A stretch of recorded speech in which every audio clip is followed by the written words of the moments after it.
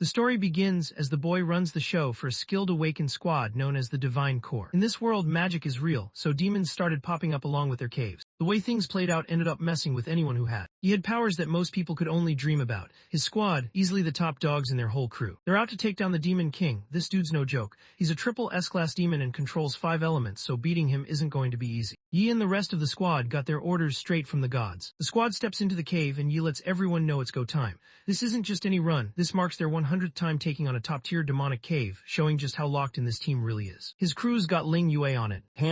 This mission was supposed to be insanely tough, so they slapped it with an L-class purge tag, the hardest one out there. The team's all hyped up for the mission. They've got a vacation waiting for them if they can take down. The team locks in together, all moving at the same time as they drop their powers on the demons coming at them. He takes charge and goes straight at the demons, slicing through them fast and clean. He's moving quick, not missing a beat, and the demons don't even have a chance to react. He knew he could pull this off. Every single person in the Divine Corps squad is an L-rank warrior. The team got together fast, locked in, and before long they wiped out everything in the cave and took down Demon King. The guys started chatting, hyped up about how simple it all was. Isn't really buying how smooth the mission went. For something that's supposed to be L-rank, it just seemed way too simple. He just nods and goes along with it. He found out the Demon King had control over 5 elements, plus some secret move no one really knew about. He's trying to figure out what went wrong, running everything through his head. Ling wraps his arms around him from the back, holding on tight. They want to know if he's going to buy them a big meal. He's pretty much done with her at this point, so he moves her out of the way and lets the team know they're heading out to grab dinner at their regular hangout. And just can't wrap his head around why their captain would pass up a shot with Ling. Right then they caught the clock and realized time was almost up. One of their teammates was just gone. He didn't show up to back them up in the fight and now no one could find him. Nobody on the team is stressing since they already finished the mission. Out of nowhere he just shows up right behind them. He lifts his hand up. He announces that the purge operation is kicking off. Han gets nailed in the head by something out of nowhere, and just like that, he's gone. Everyone just freezes for a second. Nobody saw that coming. The team watches closely. Han was down on the ground. The side of his head was missing, and blood was pouring out all over the floor. The team's still trying to process what just happened when the traitor drops a bomb. He says God personally picked him for the purge mission. Realizes his body just won't respond. He's completely stuck. The traitor drops the news that everyone's been having breakfast spiked with some kind of paralyzing powder for the last month. The traitor quickly takes control and holds back the rest of the team, making sure nobody else can move or do anything. He used his special power to send out these forbidden vines, locking everyone in place so they couldn't move. He shares that he got picked for a mission where he had to take out the whole squad, so he had to get ready for it. He keeps bragging, not really caring, while Yi and the crew just want to know why he turned his back on them. The traitor tells him that wiping out the L-class warriors is just what God decided. He grabs on even harder. Yi and the rest of the crew were right there. They couldn't hold it in, the pain just hit so hard, they ended up yelling without even thinking about it. Blood started spilling from their mouth, and everything around them started fading out as they blacked out. They're still trying to figure out why their own teammate turned on them. Points out to the guy that the Divine Corps didn't really do anything that would make it deserve to get taken out. They did everything by the book. Keeps wondering why they had to die. The traitor just straight up acts like he owns the place, letting everyone know that God can take them out for no reason at all. He moves in, getting right next to. He wrapped his vines around him and started squeezing tight. His fist goes straight through the guy's chest. He just couldn't shake off what happened. The guy who turned on them wasn't just a teammate, he was basically family. After rolling together for a whole decade, their squad was tight, like brothers who'd seen everything side by side. The traitor just laughs, making it clear he thinks he's clueless. He lets you know straight up that they were never really family. Ever since his first day with the Divine Corps, he's been running missions straight from the gods. Basically, Yi and his crew were just being used. The traitor jumped in with the crew, trying to figure them out while acting like he belonged. Yi and the crew just straight up run out of energy and drop to the ground. The traitor stands above them and ends Yi with a shot straight to the head. On May 22nd, 2125, Yi and his squad of L-class warriors were wiped out. Their bodies were left sprawled across the ground while the traitor just dipped, already thinking about his upcoming vacation. He started to black out, his mind slowly slipping away. Out of nowhere, he picks up on someone talking. He pushed for them to work something out. He wakes up and realizes he's chained up somewhere he's never seen before. Right in front of him stands this weird dude in a suit, looking mad sketchy with some seriously bad vibes. Leans in and suddenly notices it standing there. Stares at the Demon King, trying to figure out how he's even still alive. Just messes with him, making it clear that someone as powerful as a Demon King isn't going down that easy. They're inside his soul space, where the whole kingdom basically runs on his own energy. He was totally over the Demon King rambling on. He was ready to get things moving, and you could tell he was getting heated. The Demon King throws out a deal, trying to get things moving, then casually lets everyone know his secret move is life regression. Yeah, he can actually rewind his own life. He lets you know he has a way to send him back in time. He suddenly had the shot to turn things around. Once he gets hit with the memory of his team getting wiped out, he doesn't even think twice. He's all in on what the Demon King is offering. He's absolutely furious, locked in on getting payback against the traitor and the gods who set everything up. The Demon King looks satisfied with how things are going. Besides giving Bai some backup, he also hands him another reward. His heart was on the line. You looked at the Demon King, wondering what made him want to strike a deal with him in the first place. He gets pulled away before he finds out what's going on. He blinks awake. He ends up stuck in a classroom while his teacher starts going off on him. He just got sent 20 years back to 2105. Back when he was still in middle school at the nation's awakened academy, before anything about his powers even showed up, he was just another student trying to figure things out. He can't believe it, he's actually back in the past. The teacher catches him dozing off in class, which is wild since his awakening ceremony is coming up next period. To teach him a lesson, the teacher tells him to stand in the back of the room. He was still trying to process what just happened. He takes his time heading toward the back. He looked around at everyone in the room, faces he hadn't seen since way back, almost 2 decades ago. The teacher just keeps going with the lesson. He broke down the 5 main powers: lightning, flower, cloud, nuclear, and stellar. Most people are stuck with just one element. The teacher points at herself to show everyone what she means. She's got the cloud element, which hardly anyone else has. She explains that elements split into 3 main types depending on how they connect: combat, support, and special. She breaks down how every team's made up of the 5 elements and each person's got their own job. The school's guild team's a good example. They've got a stellar mage, a cloud warrior, a nuclear bard, and a lightning assassin holding it down. The teacher looks at the class and points out how uncommon they are, letting them know that Awakening Day is basically the biggest day they'll ever have. Out there, almost 100 awakened professions exist, starting from dust at the bottom and going all the way up to the top-tier celestial. Ember and Abyss rank sit somewhere in the middle. The students only get one shot to awaken. She updates them on what status they woke up with. What happens next is basically going to decide what comes next for them. When class wraps up, the students start getting ready for the awakening. He spots a classmate he usually calls Four Eyes, thanks to those glasses he always wears. Four Eyes is getting picked on. He got bothered by this one student who just wouldn't quit. Xiang Sheng is an E-rank stellar assassin, and that status actually gets him noticed by the other guys around him. He isn't even fazed, since has always been that guy who picks on everyone. Barely gets a chance to mess with Four Eyes again. The teacher shows up and lets know that school isn't happening. It was a spot where people would mess with others and take their stuff. Doesn't hold back, he tries to flip the situation, acting all confident and telling the teacher that the kid with glasses ran into him first. He was just getting paid for it, nothing else. He straight up lets know that if she wasn't good looking, she'd be out of a job by now. Once he finishes up, he and his boys get ready to head out. Showed up blocking his path. He pushes the guy out of his way. He just sits there, not moving or showing anything on his face. He just sits back and watches as the teacher goes over to check on the kid with glasses. Always puts on a tough front, but she actually looks out for her students. Still remembers how she had his back when he first woke up in his last life. Right then, someone lets know it's finally her class's shot at the awakening chamber. She acts kind of like a mom, telling her students to chill out so no one gets hurt. In this world, people can awaken in 2 different ways. Wakes up naturally, almost like his body just knew it was time. That's why he acts so cocky. Most people who naturally awaken have solid bodies and real talent. His power kicked in whenever things got way too intense for him. The other way is the artificial route, where people who might have what it takes step into the awakening chamber. That chamber is something smart scientists put together. Inside, his emotions and adrenaline were going wild. When this happens, the hidden power inside the candidates basically kicks in and starts working. It's a one-time thing, so everyone sees it as the one shot to flip your whole life around. Watched as a couple of his classmates went into the awakening chamber ahead of him. They came out looking pretty hyped since they landed some solid professions. One guy even scored a blue tier job, which meant he joined the amber class. Now he steps up. The teacher keeps reminding him to pay attention during class. He nods and heads into the room, ready to see what's next. Back in his last life, he woke up as an E-rank nuclear warrior. A job so low it was basically bottom tier, straight up considered garbage by everyone. Back when he first awakened, people wouldn't leave him alone. They kept picking on him non-stop. Things only started to change after he hit S rank, and that's when he finally unlocked the rarest type. He steps into the chamber, pretty much thinking he's about to get stuck with some useless job again like always. He's just doing his thing when the system suddenly throws up an error message, totally catching him off guard. Once the chamber kicked on, it picked up 5 different elements instead of just one like it usually does. Stomach starts to heat up as the system flashes on screen. He suddenly got hit with an endless awakening notification. The system lets him pick his first class from any of the 5 elemental types. Basically, he can start with whatever he wants. Finds out that after maxing out his first class, he can actually level up the other classes too. He freezes for a second when it sinks in. He just got elemental accumulation. It turns out he'll get to pick new classes later on, starting from dust rank and going all the way up to celestial. He gets to keep his abilities, and now he's got a shot at reaching a level even higher than celestial. He suddenly realizes he's only able to pull this off thanks to the Demon King's gift. He got the power to go unlimited. Nobody ever talks about awakenings like this. The system lets him know that as soon as he picks his first class, every other elemental bar is getting wiped out. Once he finally got around to it, he sits there scrolling through the options trying to decide which class to go with. He finally makes his choice, locking in his pick. He heads out to meet the teacher, who's clearly hyped. He couldn't wait to find out what power he woke up with. He breaks the bad news too, and you can just see the letdown on his face. He found out he got the nuclear warrior power, which was honestly the weakest one in the whole green class. Gets caught off guard. Even though she's tough, she still backs him up, pointing out that some legends have come from the green class too. She really wants to stick with it and not bail. He just shrugs it off, acting like he doesn't need anyone to cheer him up. Catches what they're talking about and, like always, jumps right into their business. He goes off on Yi, saying the teacher's just giving him special treatment. He thought things would go his way, but real life just never plays out like that. Nudges Yi, letting him know it's time for the dust class. He's basically stuck at the very bottom where nobody wants to be. Just kept acting cocky, making it clear to that only the strong matter to the gods,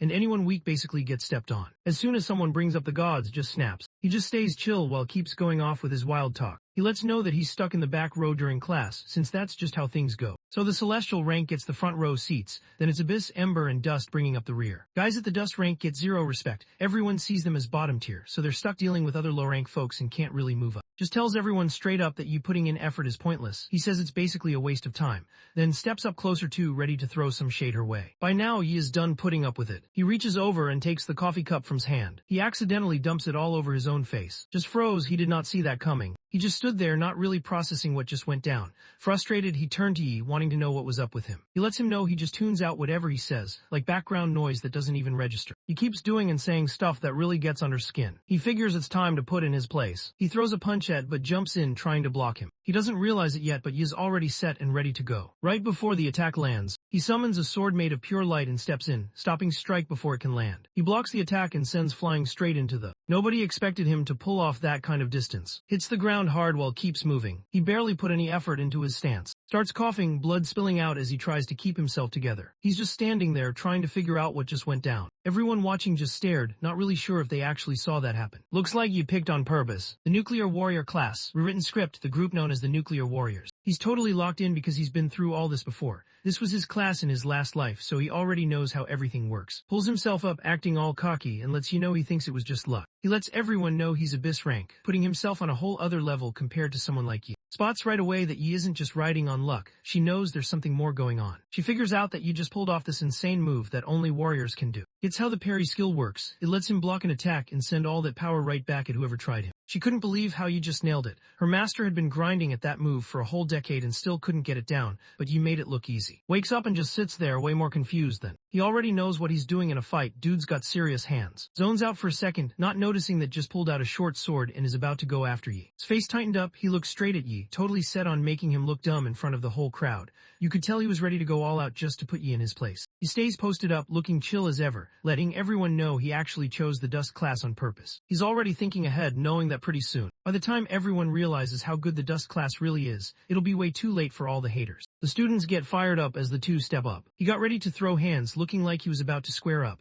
but at this school using powers in a fight is totally not allowed. His dad holds a big position and his uncle runs the school as the dean. He doesn't come from a big name family, so if things go south, he's got everything on the line. Four Eyes gets nervous about getting kicked out if he goes up against, so he turns to the teacher for help. The teacher steps up right away and takes control of the situation. She walks up and shuts it down, letting them know to quit it. He's already mad. He's just waiting for a chance to get even with Yi after getting embarrassed like that. Straight up lets you know he's ready to throw hands no matter what, even if he drops to his knees, isn't backing down. He thinks he's got serious skills, and in his eyes, he's just some nobody who never measures up. The teacher gets it's got way better stats, and it's obvious to everyone. He's straight up an Abyss rank warrior. He suddenly got all his stats doubled, so every skill and ability he had just went off the charts. Abyss ranks basically start out way stronger since their stats are double what Dust ranks get when they first awaken. Plus Abyss guys keep leveling up while Dust ranks just stay stuck. Everyone watching, even the dude with glasses, just thinks he's finished. They're all expecting him to get wrecked. Four Eyes doesn't even try to hide it. He thinks it's straight up gross. He's just been getting by, grinding on them. He always played it safe, dodging any trouble that came his way. He thinks the only shot he has at making it out is to steer clear of. Going head to head would just end badly for everyone. After sizing up the guy in front of him, charges straight at him. The teacher totally freaks out and yells at Yi, trying to get his attention and warn him. She thinks he's about to block Smooth again,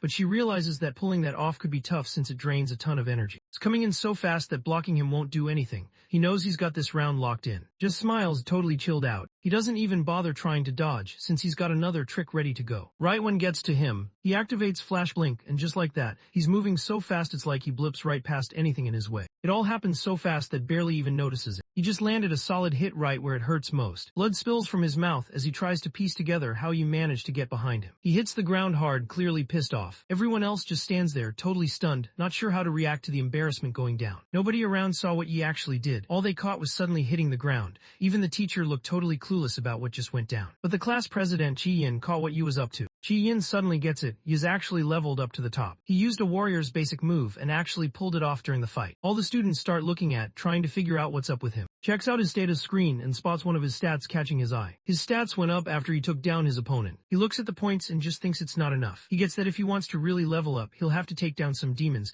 and he's already planning to jump on that as soon as possible. He was still down on the floor, trying to get himself together. Isn't backing down. He wants you to stay because he's got unfinished business with him. He sneaks up behind you, knife in hand, ready to make his move. Before he gets the chance, someone calls out and tells them to hold up. The guy standing there is the school dean, who also happens to be his uncle. Lin starts roasting, pointing out how he's already embarrassed himself in front of everyone. He tells everyone it's time to pack up and go home. He heard someone bring up home, and that word just hit different. For the first time, you realizes he actually has a place to go back to. He totally spaced because he'd just come back to life, and last time around his parents were already gone. He remembers that today's date means something heavy happened before. Before the dean even gets a word out, he's already on the move. He takes off running, barely thinking, just locked in on getting out of there as fast as he can. Even just stands there stunned watching Bolt out of sight. The dean can't even get a word out, just kind of frozen in place. He turns to, giving her a look that basically says she needs to handle her student. He decides to let it slide and appreciates it. Later, heads over to his uncle's office, ready to explain himself and clear things up. He thinks he just got lucky, nothing special. His uncle just loses it and yells at him. I had him completely embarrassed, leaving him with no comeback at all. Hung back watching as Yi pulled off the flash blink move. He tells that Yi spotted his weak spot in a split second and just went for it.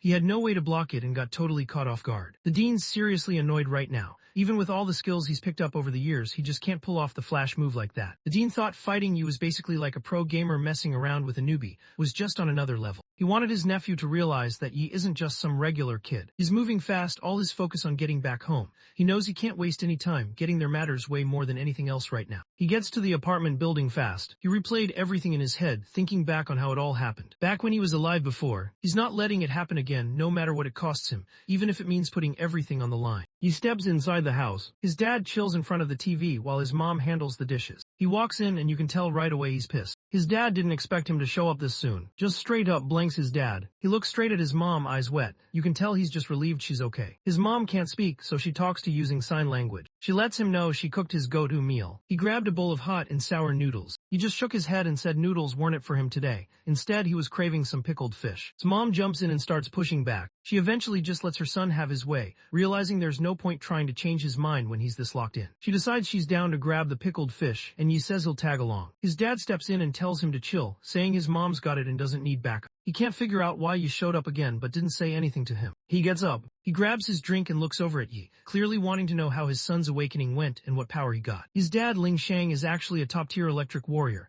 The dude's got serious power so people don't mess with him. Let his dad know he didn't wake up that day since everything dragged on for way too long. His dad wants answers, asking why he's back home so soon when he's not even awake yet. He was pretty let down when his friend's kid awakened with a basic class. Deep down, he was already hyped up, thinking his own son would pull something crazy like getting the Abyss rank. Says he woke up and somehow had the Abyss rank. He's worked non-stop, putting in everything he's got to raise his son right. He's clearly mad and the vibe around him gets intense. He wants answers, pressing hard to find out what ability he just got. He got completely caught up in the vibe. He just straight up says he still hasn't awakened, even though that's not the truth. His dad just gets even more pissed and suddenly smacks a drink bottle right over his head. He finds out just woke up with the dust rank. He gets even angrier and starts shouting at him. Ling Shang's got a mean streak and just can't hold back. He tried to keep it together. Back in his old life, his dad used to get seriously mad and embarrassed. Things got heated over the dust rank and dudes started throwing hands. He swung at Yi, but Yi's mom jumped in like she always did. Yi, not really strong enough to do anything, just stood there watching it all go down. His dad spent a whole hour hitting his mom. She got hit so hard in the head that her mind never really recovered after that. He just broke down, tears streaming as he watched his mom get hurt, powerless to do anything about it in his last life. He's got a second shot at life now, and this time he's set on flipping the script. He's just not ready to go up against his dad yet. He was just a C-rank Abyss class warrior. He still has to put in work before he gets stronger. He realized the moves that worked on just aren't gonna cut it this time. Knows his dad's got way more real fighting experience. He has to admit he's still nowhere close to catching up. His dad yanks him by the hair. His dad's pacing around the room, going off about how he wishes he was never born.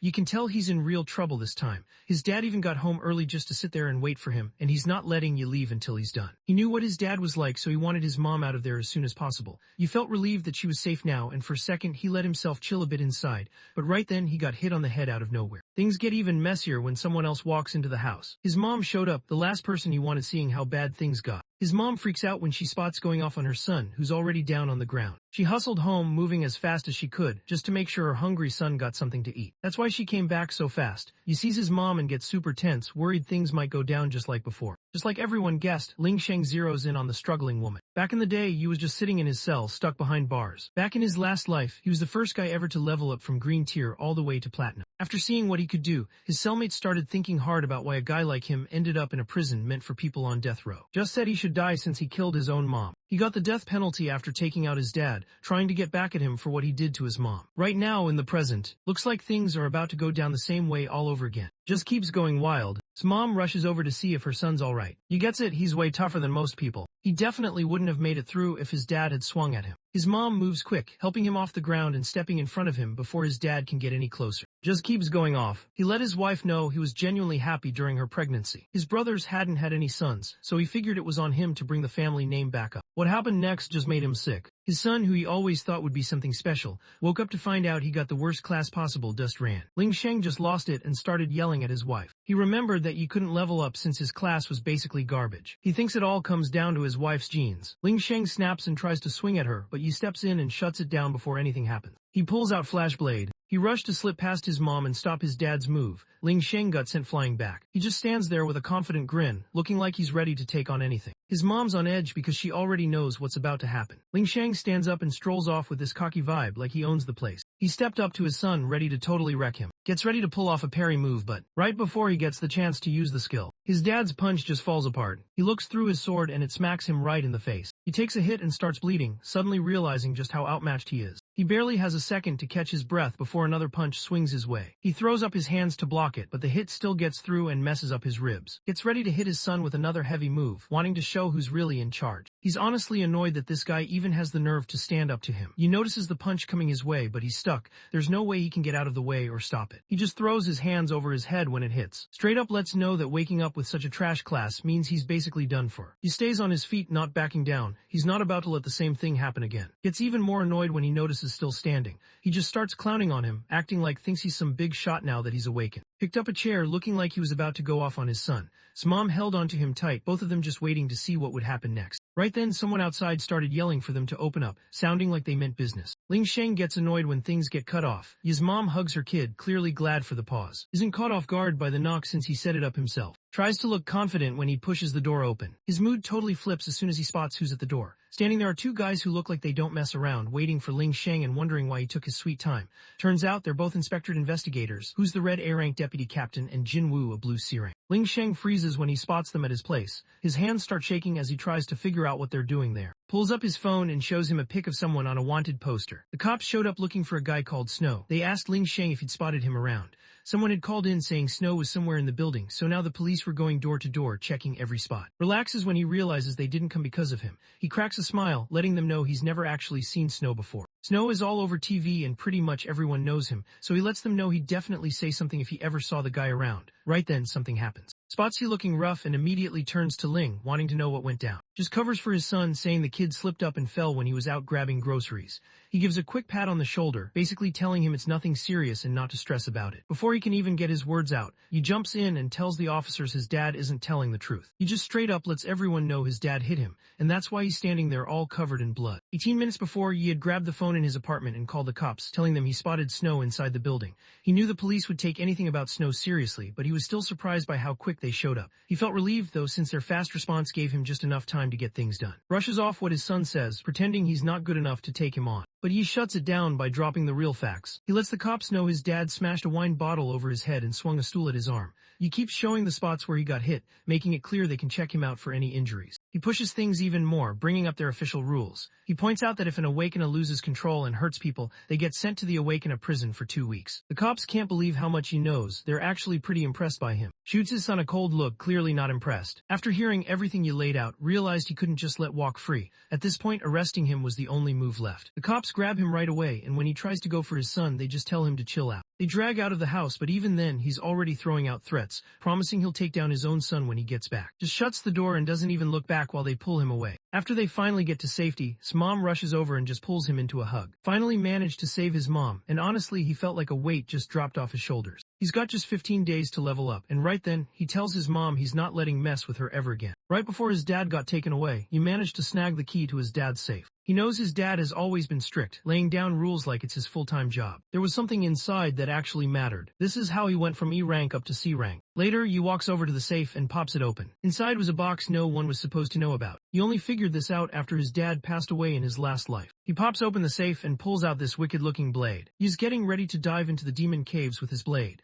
Since these caves are the only shot he has at leveling up, he knows he's got to face the labyrinth head-on, no way around it. But there's a catch. The demon caves are basically off-limits unless you're part of a guild since the gods run the show. Right now, you can only get into the caves the school controls. Still, he knows about a secret demon cave from his past life that he can slip into whenever he wants. Heads straight over to the demon cave that's hidden away. He was locked in, pushing himself hard to outpace everyone else as quickly as possible. While all this was going down, the officers hanging out in the inspectorate's holding room were just chatting about how the whole snow thing turned out to be nothing. They're not upset at all. Whenever it's about snow, they're always down to see what's going on. As they talk things over, Ling Sheng tries to pay them off so they'll let him go. Can't stand the way acts, especially since they're supposed to be on the same team. The officers let him know straight up that if he tries to bribe them, things are only gonna go downhill from here. They tell him to just chill there for the night, since he's heading to the Awakener prison first thing in the morning. Ling Sheng is totally locked in on his son, all that anger's zeroed in on him. Already knows his dad's getting out in 15 days. He's getting ready to dive into the demon caves so he can level up. Demon caves are like a whole different world that lines up with their own,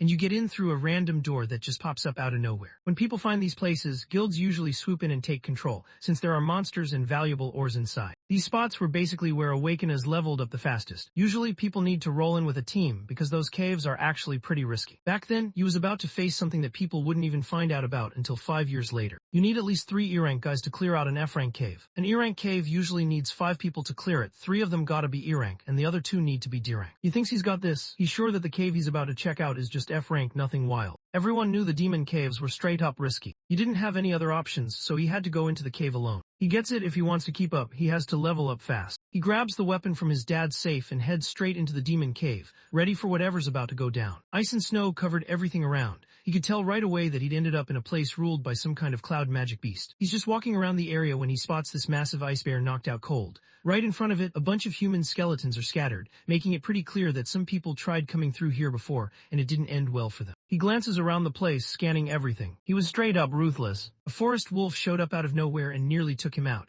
Even though it was just E-rank, the wolf still had way more power than you. He jumps back fast. He just wanted to stay out of the wolf's way. The wolf charged at him again, but he managed to block its teeth using his blade. He jumps right into action and starts going after his opponent. He dropped the wolf in one clean move. He's able to pull this off because of the A-rank weapon he's carrying. This thing isn't something you can just buy anywhere, which is why his dad kept it stashed away. With it, you can actually stand a chance against the beasts, even though they're way stronger. The weapon, called the blade, is built from stone and slices through iron like it's nothing. Still, you knows these beasts are tough, and even with the blade, it'll take at least 4 hits to bring one down. He jokes around, saying he kinda misses the days when he was just an L-rank Awakener. He finds out the only way to level up his skills is by taking down 20 wolves. Since he's battling in an icy zone, his cloud powers are the ones that'll get stronger. To climb from E-rank to D-rank, he's got to stack up 10 level upgrades. Wolves started closing in around Yi, boxing him in from every side. Wolves showed up, drawn by the scent of blood. For him, this was the perfect shot to level up, but he knew it could get risky real quick. The wolves close in on him from all sides, but he just trusts his 2 main skills to handle the situation. He moved out of the way just in time. He got ready to fight back. He slips through the chaos, dodging hits like it's nothing, all while landing solid blows on the monsters. He wipes out the first group, and every time one drops, he gets 52 XP added to his total. He picked up Wolf's fangs too. After handling the whole pack, he still had the Wolf King waiting for him. He moved fast, dodging every obstacle like it was nothing. He goes all out, landing a bunch of hits on the wolf before it can even try to heal up. The Wolf King drops, and Yi scores 56 points for taking it down. Since he took down the Wolf King, he scored a Snow Wolf Diamond too. He takes out the first group and levels up, hitting D rank now. He picked up 12 attribute points and started putting them wherever he thought they'd help most. He realizes he's already wiped after taking down just 20 wolves, and honestly, these E rank bodies are way weaker than he expected. He also gets that he seriously needs a dimensional backpack if he wants to stash all the loot he's picking up. He knows going into a demon cave alone is tough. The Snow Wolf Diamond he got is a solid gem people use to make rare weapons, and it sells for a lot. He gets that the only shot at getting into a top-level demonic cave is by joining the Divine Corps. Awakening schools basically answer to the guilds, so guild reps show up all the time looking for new talent. Every student there hopes to make it big, graduate, and get picked up by a guild. If someone gets dropped from their team, that's pretty much game over for their whole career.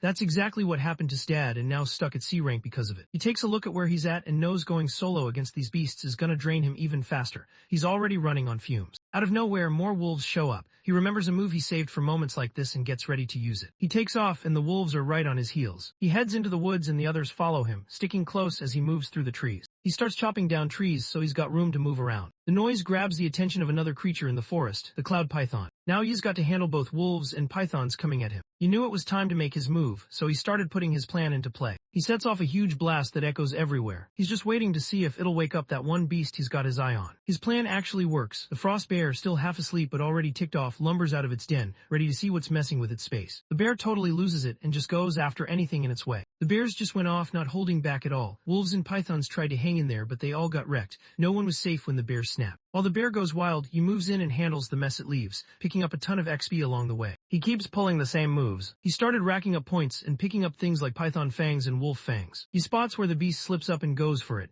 The beast keeps charging, but honestly it's not the brightest. He lets the bear handle most of the work, saving his own energy. Even so, he knows he has to step in and take out the rest if he wants to level up. After going at it for a few minutes, he is wiped out. He's ready to take things up a notch and jumps straight into the next part of what he's got planned. When the beasts are all lined up and ready, he slams down onto the ice, shattering it and taking them out. He's been checking out the ground and realizes they're actually standing on this ice bridge hanging between two cliffs. His plan wipes out nearly every beast at once, clearing the way in no time. He's running on empty, but he still has stuff to deal with. Frost Bear stood there with the last few wolves still by his side. The system drops a new title on him. It's called 1 against 100. When he's up against a crowd, all his stats get a 10% boost. He isn't stressing about the Frost Bear right now. He's been through enough caves and games to know there's always a boss waiting at the end, so he's just waiting for it to pop out. He's already stirred things up a lot and can't figure out why the boss still hasn't shown up. Out of nowhere, ice blasts out across the spot, catching him and the monsters right away before he even sees it coming. Figures out he was off, and what he thought before wasn't actually true. The final boss was already awake, just chilling in the shadows,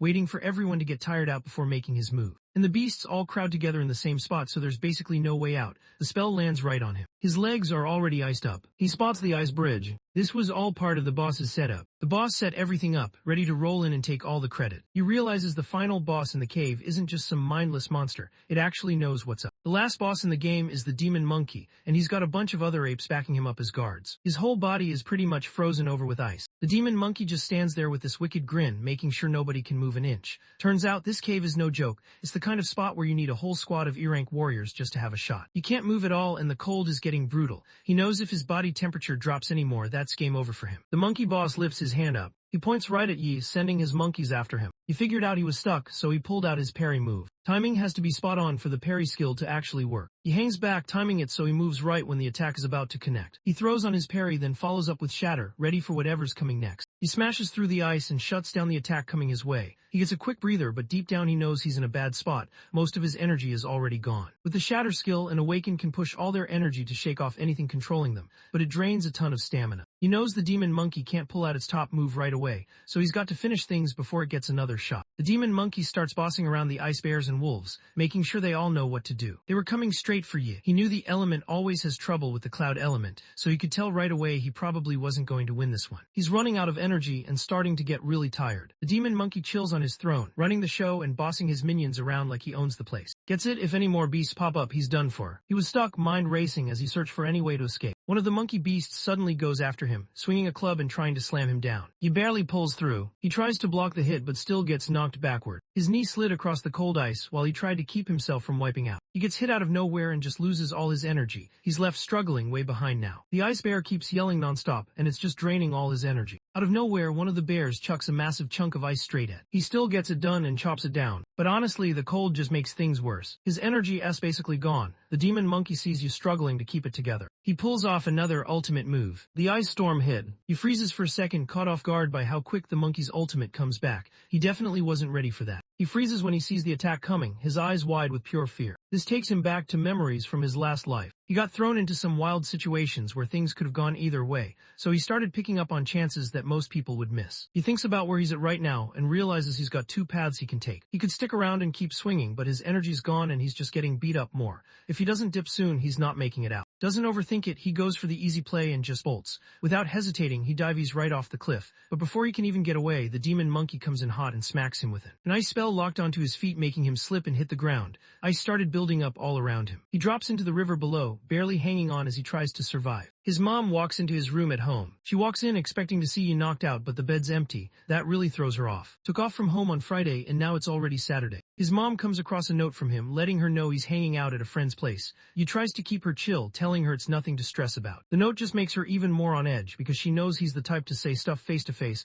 not just leave something behind like that. She starts thinking about what's up with him, since he's been acting off ever since yesterday. She's on edge with all kinds of thoughts racing through her mind. Back in the dungeon, Yi made it through the fall. Jumping off the cliff was all part of his strategy. He still remembers how almost 100 beasts dropped into the river after he smashed the ice bridge earlier. He ended up with rewards for just 40, so the rest made it out. Pulls himself out of the freezing river, coughing hard and struggling to catch his breath. Every move hurts, but he keeps going, totally wiped from the cold and everything he just went through. He made it through, but now he's pretty much running on empty. He's losing a lot of blood, freezing, and honestly just barely hanging on. His body's wrecked from that huge fall, bones aching, everything hurts. You can tell he's basically done for, he's got nothing left in the tank. He's just lying there. He starts thinking maybe this is really it for him. He looks around and suddenly there are wild beasts everywhere. The ice bears closed in on him, looking like they were about to end things for good. As they walk up, he starts thinking back on old times. He thinks back to when he was with the Divine Corps. He remembered all the fun times he had with his teammates. He had his mom looking out for him. He still thinks about all the messed up stuff his dad did. He couldn't shake the sting of being betrayed by someone he trusted.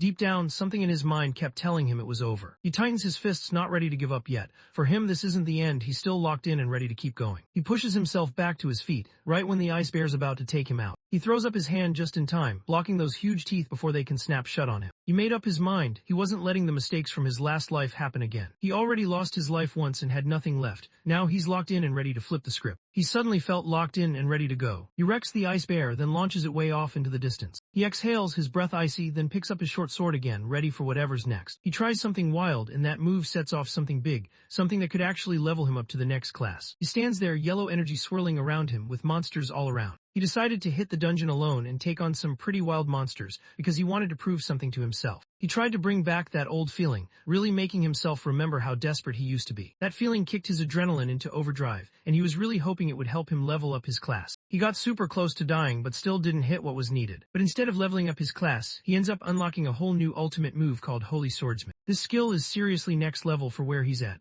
Even though he didn't level up his class, having this in his back pocket is going to come in clutch. His energy was on another level thanks to his new skill and all that adrenaline. He raised his sword ready to face the beast head on. He's basically letting everyone know their time is up and they're about to get wiped out. One beast starts moving and right away the rest just go with it. He doesn't even flinch, he just gets his short sword ready, totally locked in. He gets close and suddenly goes off with this wild move called Sanctuary. It's like a crazy fast spin that wipes out all the monsters around him in just one shot. He takes them out one by one while his phone blows up with alerts saying he just beat the ice bears. He took down some wolves in the forest and checked out how much experience he picked up. After wiping out the monsters, he grabs loot like Beast Hide, Proud, and Blood Tooth. Thanks to his Sanctuary skill, all his tiredness just disappears and his energy bounces right back. He levels up again and scores the Wanderer title. Now he's got some serious defense against cloud creatures and takes 100 less damage, which is clutch for him right now. He stands at the edge, eyes locked on the top of the cliff. In his head, he's already decided. He's not stopping until he takes out every last beast up there, boss included. After racking up a ton of experience points, he levels up and hits level 9 in the E-class. He doesn't waste any time. He turns on the Wanderer effect so the cold doesn't get to him.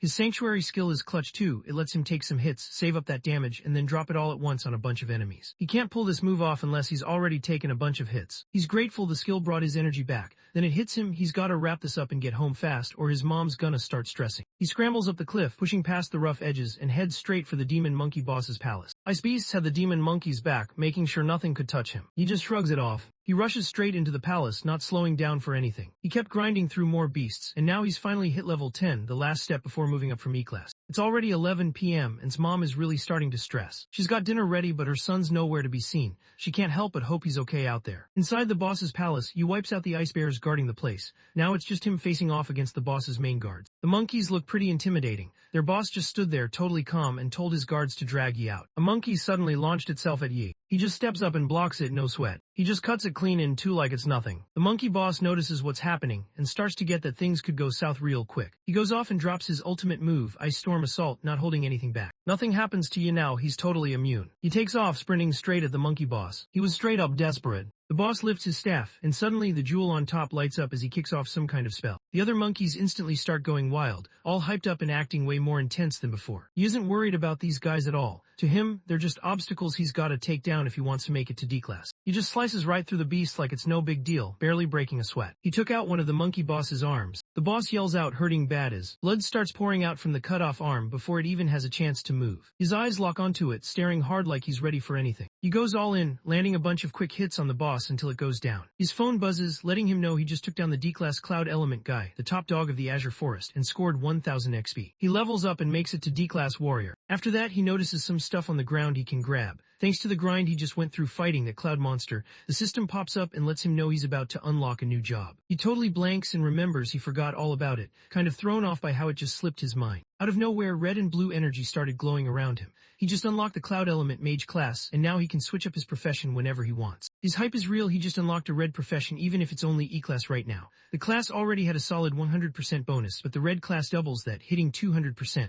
Power-wise, the red class is already going toe-to-toe with his old setup. Grabs the mage weapon called the Stone of Magic, then spots a magic pouch that can carry up to 20 things. While he's grabbing everything he can, the other beasts just stand there watching. Once he's finished, glances up and notices there are still some beasts left standing. He just unlocked a new job. He goes for it and tests it out on them. He switches over to mage mode. Red light started glowing from his eyes as he got ready to wipe them out. It's Sunday morning, 5 a.m. on the dot. His mom stayed up all night just sitting in the living room waiting for him to come back. Right at that moment, steps up and pushes the door open. She jumps to her feet right away, walked in with a smile, looking relaxed, and let her know he was sorry for making her stress out. His mom rushes over, pulls him into a tight hug, and just starts crying. He shows up and spots her waiting for him. He definitely didn't see that coming. He hadn't eaten yet. After that, he let her know he had something good to share. On his way out of the dungeon, Yi scooped up some solid loot, all because he had that magic pouch with him. Once he dipped out, he ran into this ore broker. The guy was down to grab the ore off him for $800. He throws out 8,000, catching the broker totally off guard. Without saying a word, Yi just grabs the ore and starts to walk off. The broker, not wanting to lose out, quickly bumps his offer up to 2,000, but Yi isn't having it. He pushes back, now saying he wants 5,000. The broker throws out 3,000 as his last price,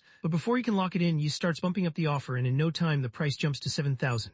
The broker keeps trying to argue, but when he sees Yi isn't backing down, he gives in and takes the 7,000 for the ore. He's got history dealing with brokers from before, so he already knows exactly how to handle these guys. With the cash he made from selling the ore, he grabbed an apartment for his mom to live in. Back when Yi was a kid, his mom couldn't catch a break. Trouble just kept coming her way.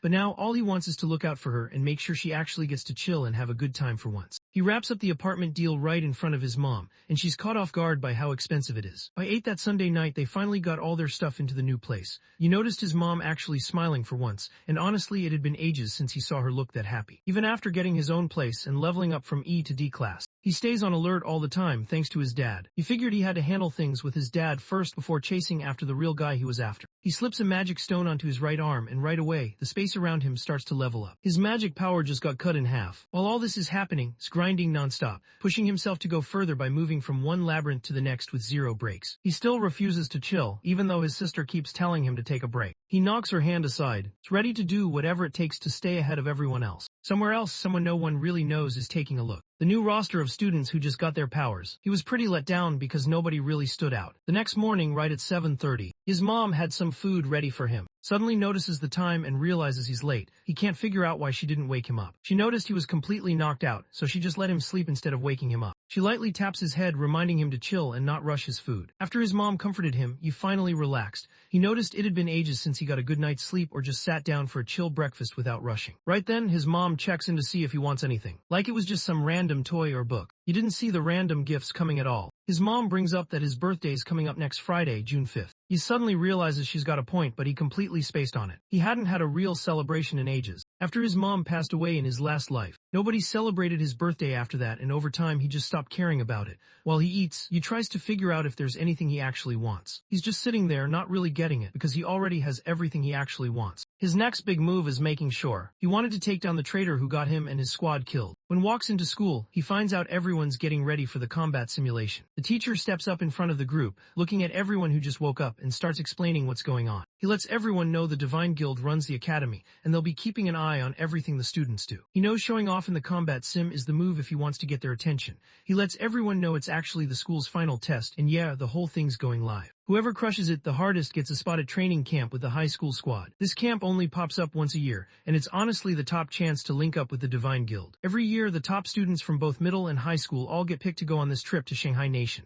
That's where the Divine Guild has its main base. Things back to the Shanghai Nation. That's where he first ran into his master. This was the place where the traitor came from, but he never actually ran into his master because he joined the Divine Corps later on. Gets that if he wants a shot at joining the training camp, he's gotta crush the assessment. That's his best move if he wants to track down the traitor. The simulation battle's coming up this Friday, just 4 days left. Some people are hyped, but Four Eyes isn't chill about it since they're actually running the whole thing inside a real laboratory. The teacher points them toward the training room where they're about to start their first session. It's all about physical conditioning, and they're doing it in the gravity room. Everyone had to kick things off by grinding through 10 rounds of shuttle runs. No one really saw it coming. Heads over to his teacher. He decides he's not using the training room everyone keeps suggesting. The teacher and the other students just freeze, caught off guard by what happened. His teacher lets him know he shouldn't start thinking he's got it all figured out. He beat, and now everyone thinks he's just trying to get out of training. Lets everyone know he's looking for something more advanced in his training. The teacher doesn't really get it at first and checks if it's actually serious. He's basically hinting that something's off with the way he does things. Explains that most people who awaken need to get their bodies ready, so using the gravity room is actually a solid move. He thinks the shuttle run really only works for guys like assassins and warriors,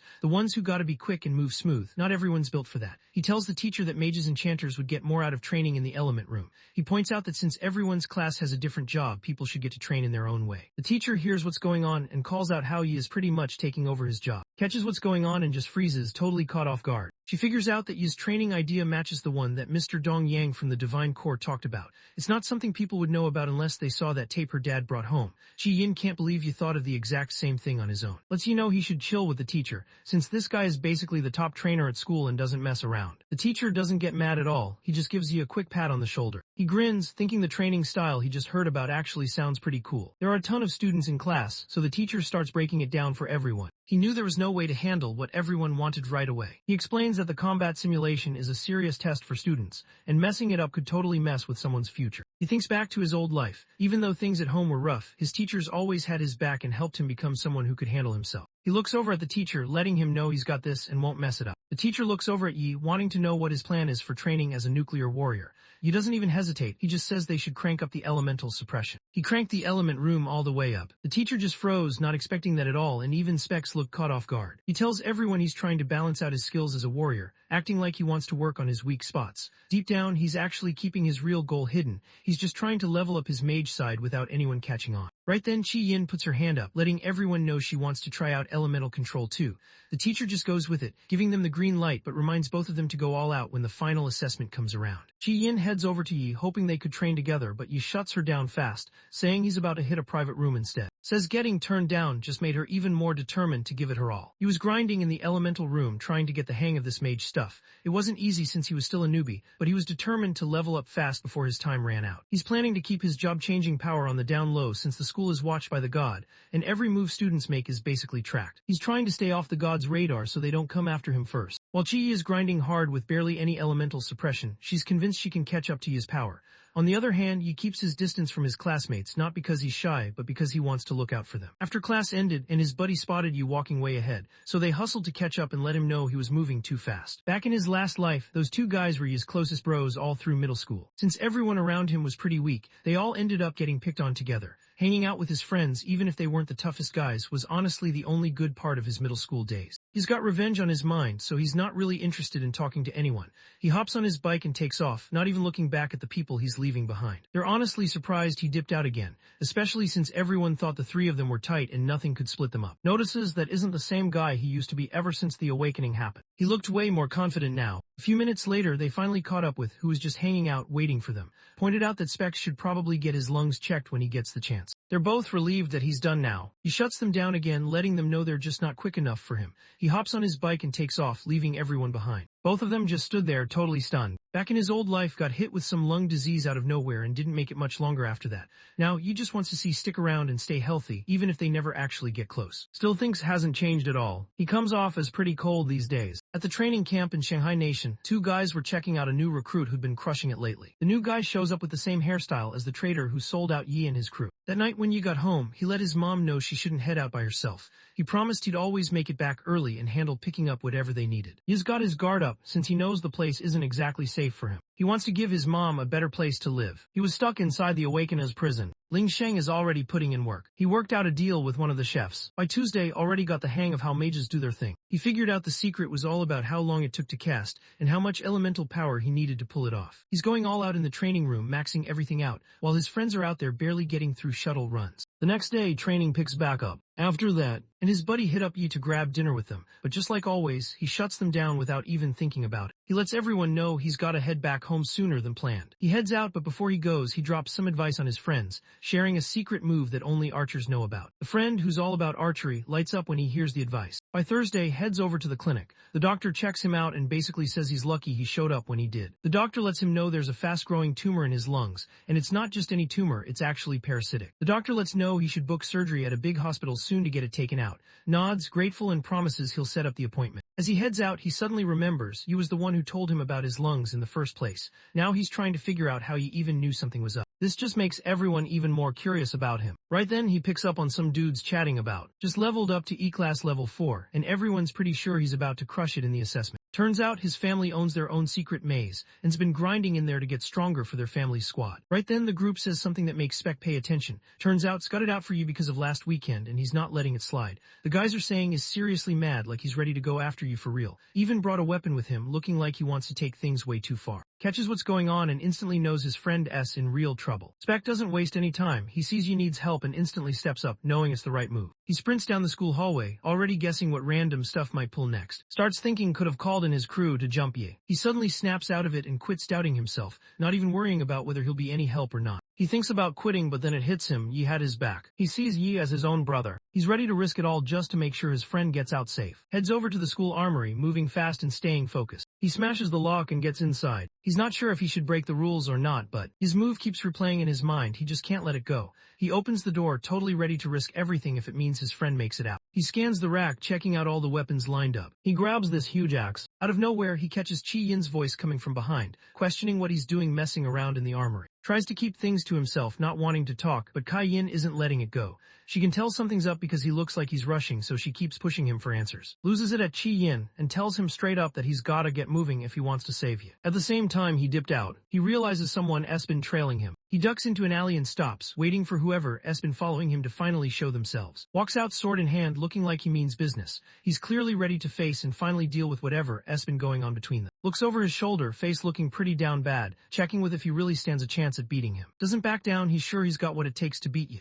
Without wasting any time, he charges straight at Yi, using his move called Accelerate, ready to go all in. Says he's been grinding non-stop ever since what happened, on top of getting faster. Used another skill and suddenly popped up right behind Yi. Right as he's about to score, something stops him. He reacts quick and dodges out of the way. As soon as he sees a chance, he grabs and slams him straight into the ground. Winced as the hit landed, instantly knowing was way stronger than him. He's just sitting there, stunned, trying to wrap his head around what just happened. Then Yi lets him know he's not the only one putting in work, others have been grinding too. Pulls out his dagger fast and slams it against his sword. He slams it into the ground right next to his head. That's when gets it, Yi's on another level, way stronger than him. Even though they're both the same age, realizes right away that the guy standing in front of him is on a whole other level, someone he's never going to beat no matter what. Couldn't believe it when he saw Yi level up too. She starts yelling at him, wanting to know what level he's on. He doesn't buy it at all and keeps wondering how the guy even pulled it off. Lets it slip that he's been putting in extra hours, training on his own when nobody's watching. He had to grind pretty hard just to reach level 4. He just can't wrap his head around how Yi is still outpacing him. He cracked a smile when starting started talking about all the training he's been grinding through.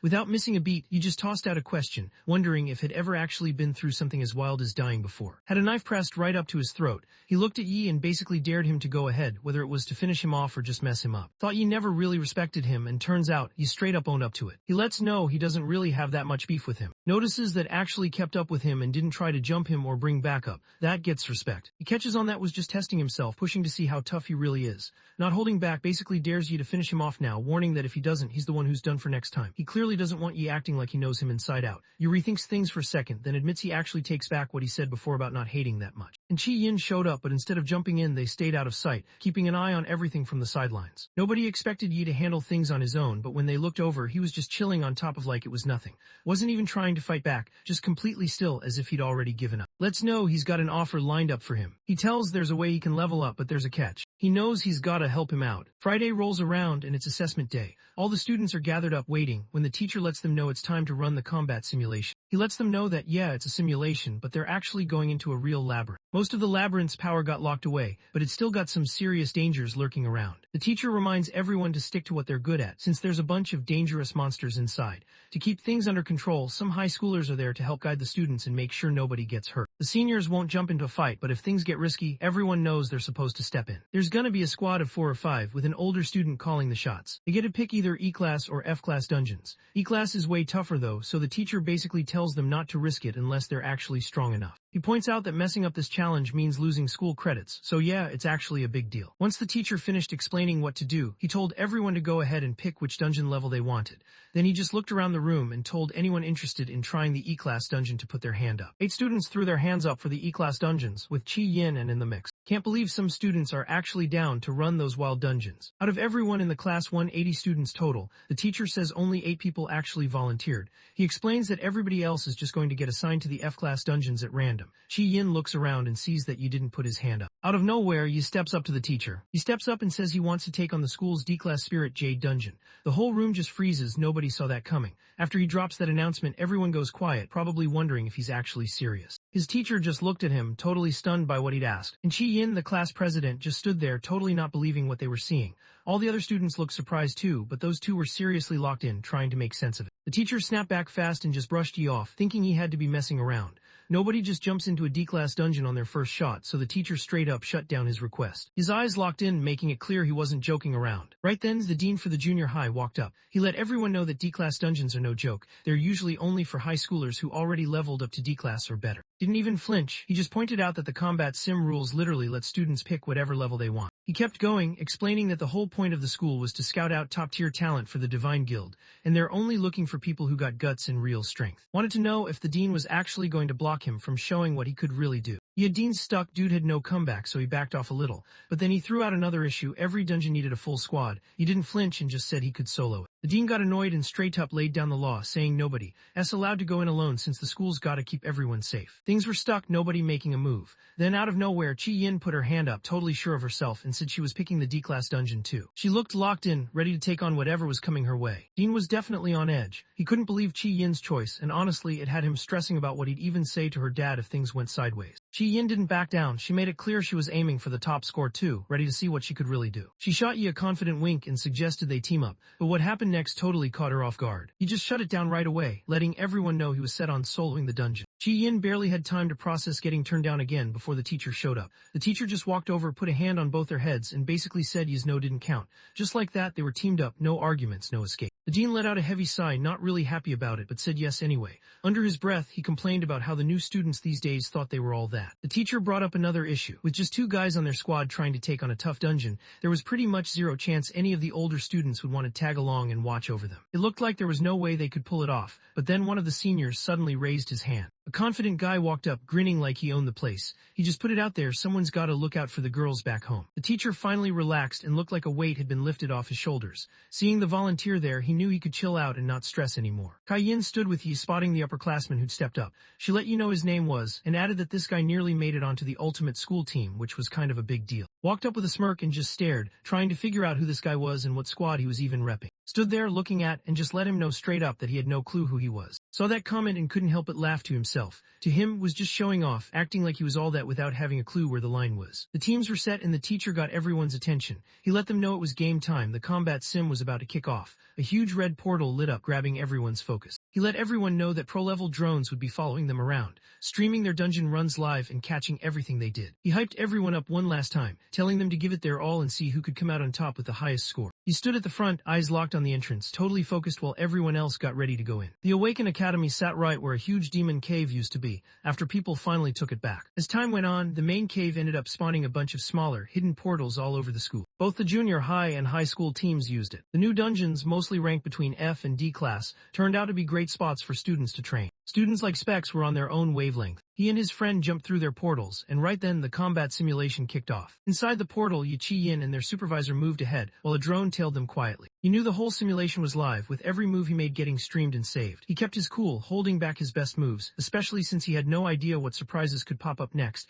and he definitely didn't want to give the gods watching him any free info. He picked this challenge for a reason. He needed something inside the Spirit Jade dungeon, no questions asked. The squad showed up in this shadowy forest right on the edge of a cliff. Down by their feet they saw the leftovers of some thorny vine still pulsing with a soft green light. It was proof that they'd already handled their first fight. Walked right between Yi and Chi-yin, not even hesitating. He looked totally sure of himself, like he had this under control. He wanted them to chill since he'd handled stuff like this before, even those wild D-class dungeons when things got real and other strong Awaken were around. As they walked further into the woods, Kai-yin got curious and wanted to know how tough the monsters in a D-class dungeon could get. Said their levels usually go from E5 up to D5. But since the school makes sure to lock away the scariest monsters, running into a real D-class beast wasn't really on the table, and there wouldn't be any boss fight waiting at the end. He flashed a quick smile, making it clear that people usually sleep on high-level E-class monsters, but they can really catch you off guard. Since their attacks could actually be pretty tough and fast, he pointed out that as newbies they were still at the bottom.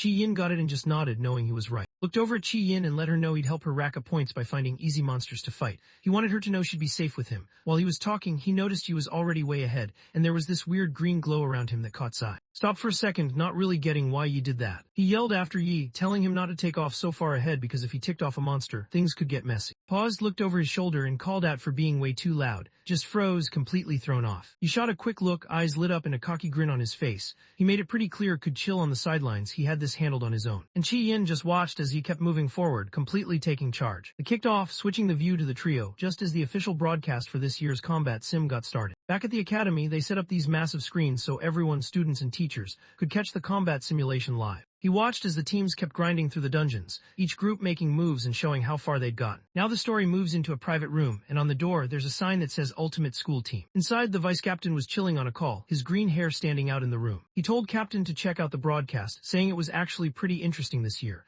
With a little grin, he mentioned how a younger student just decided to take on a D-class dungeon. A woman answered from the darkness, her face hidden so you couldn't really see her. She wanted to know which job the student just unlocked. The vice captain pointed out that this was where things got interesting. This student was a nuclear warrior, which everyone knew was one of the toughest and least popular jobs out there. The captain, kind of curious about the kid's bold attitude, decided she'd stick around to figure out what made him so fearless. Now the focus moves to the other student teams and what they're up against. Inside a closed-off F-class dungeon, started freaking out, yelling at the monsters to back off while shaking a tambourine around. His squad was deep in a fight with F-class flame bats and fierce bats. While the others were right up in the action throwing hands, he stayed at the back, locking in on support and making sure everyone had backup. The senior in charge of the group noticed how tense he was getting and told him to chill out. Just focus on backing everyone up with support from a safe spot. Was still super freaked out. Even those weak F-class monsters had him on edge. Inside a locked E-class dungeon, things were way more intense. Teams had to deal with packs of wild, wolf-looking beasts, all amped up with some serious elemental power. Squad was in trouble. A bunch of his guys were down, hurt pretty bad.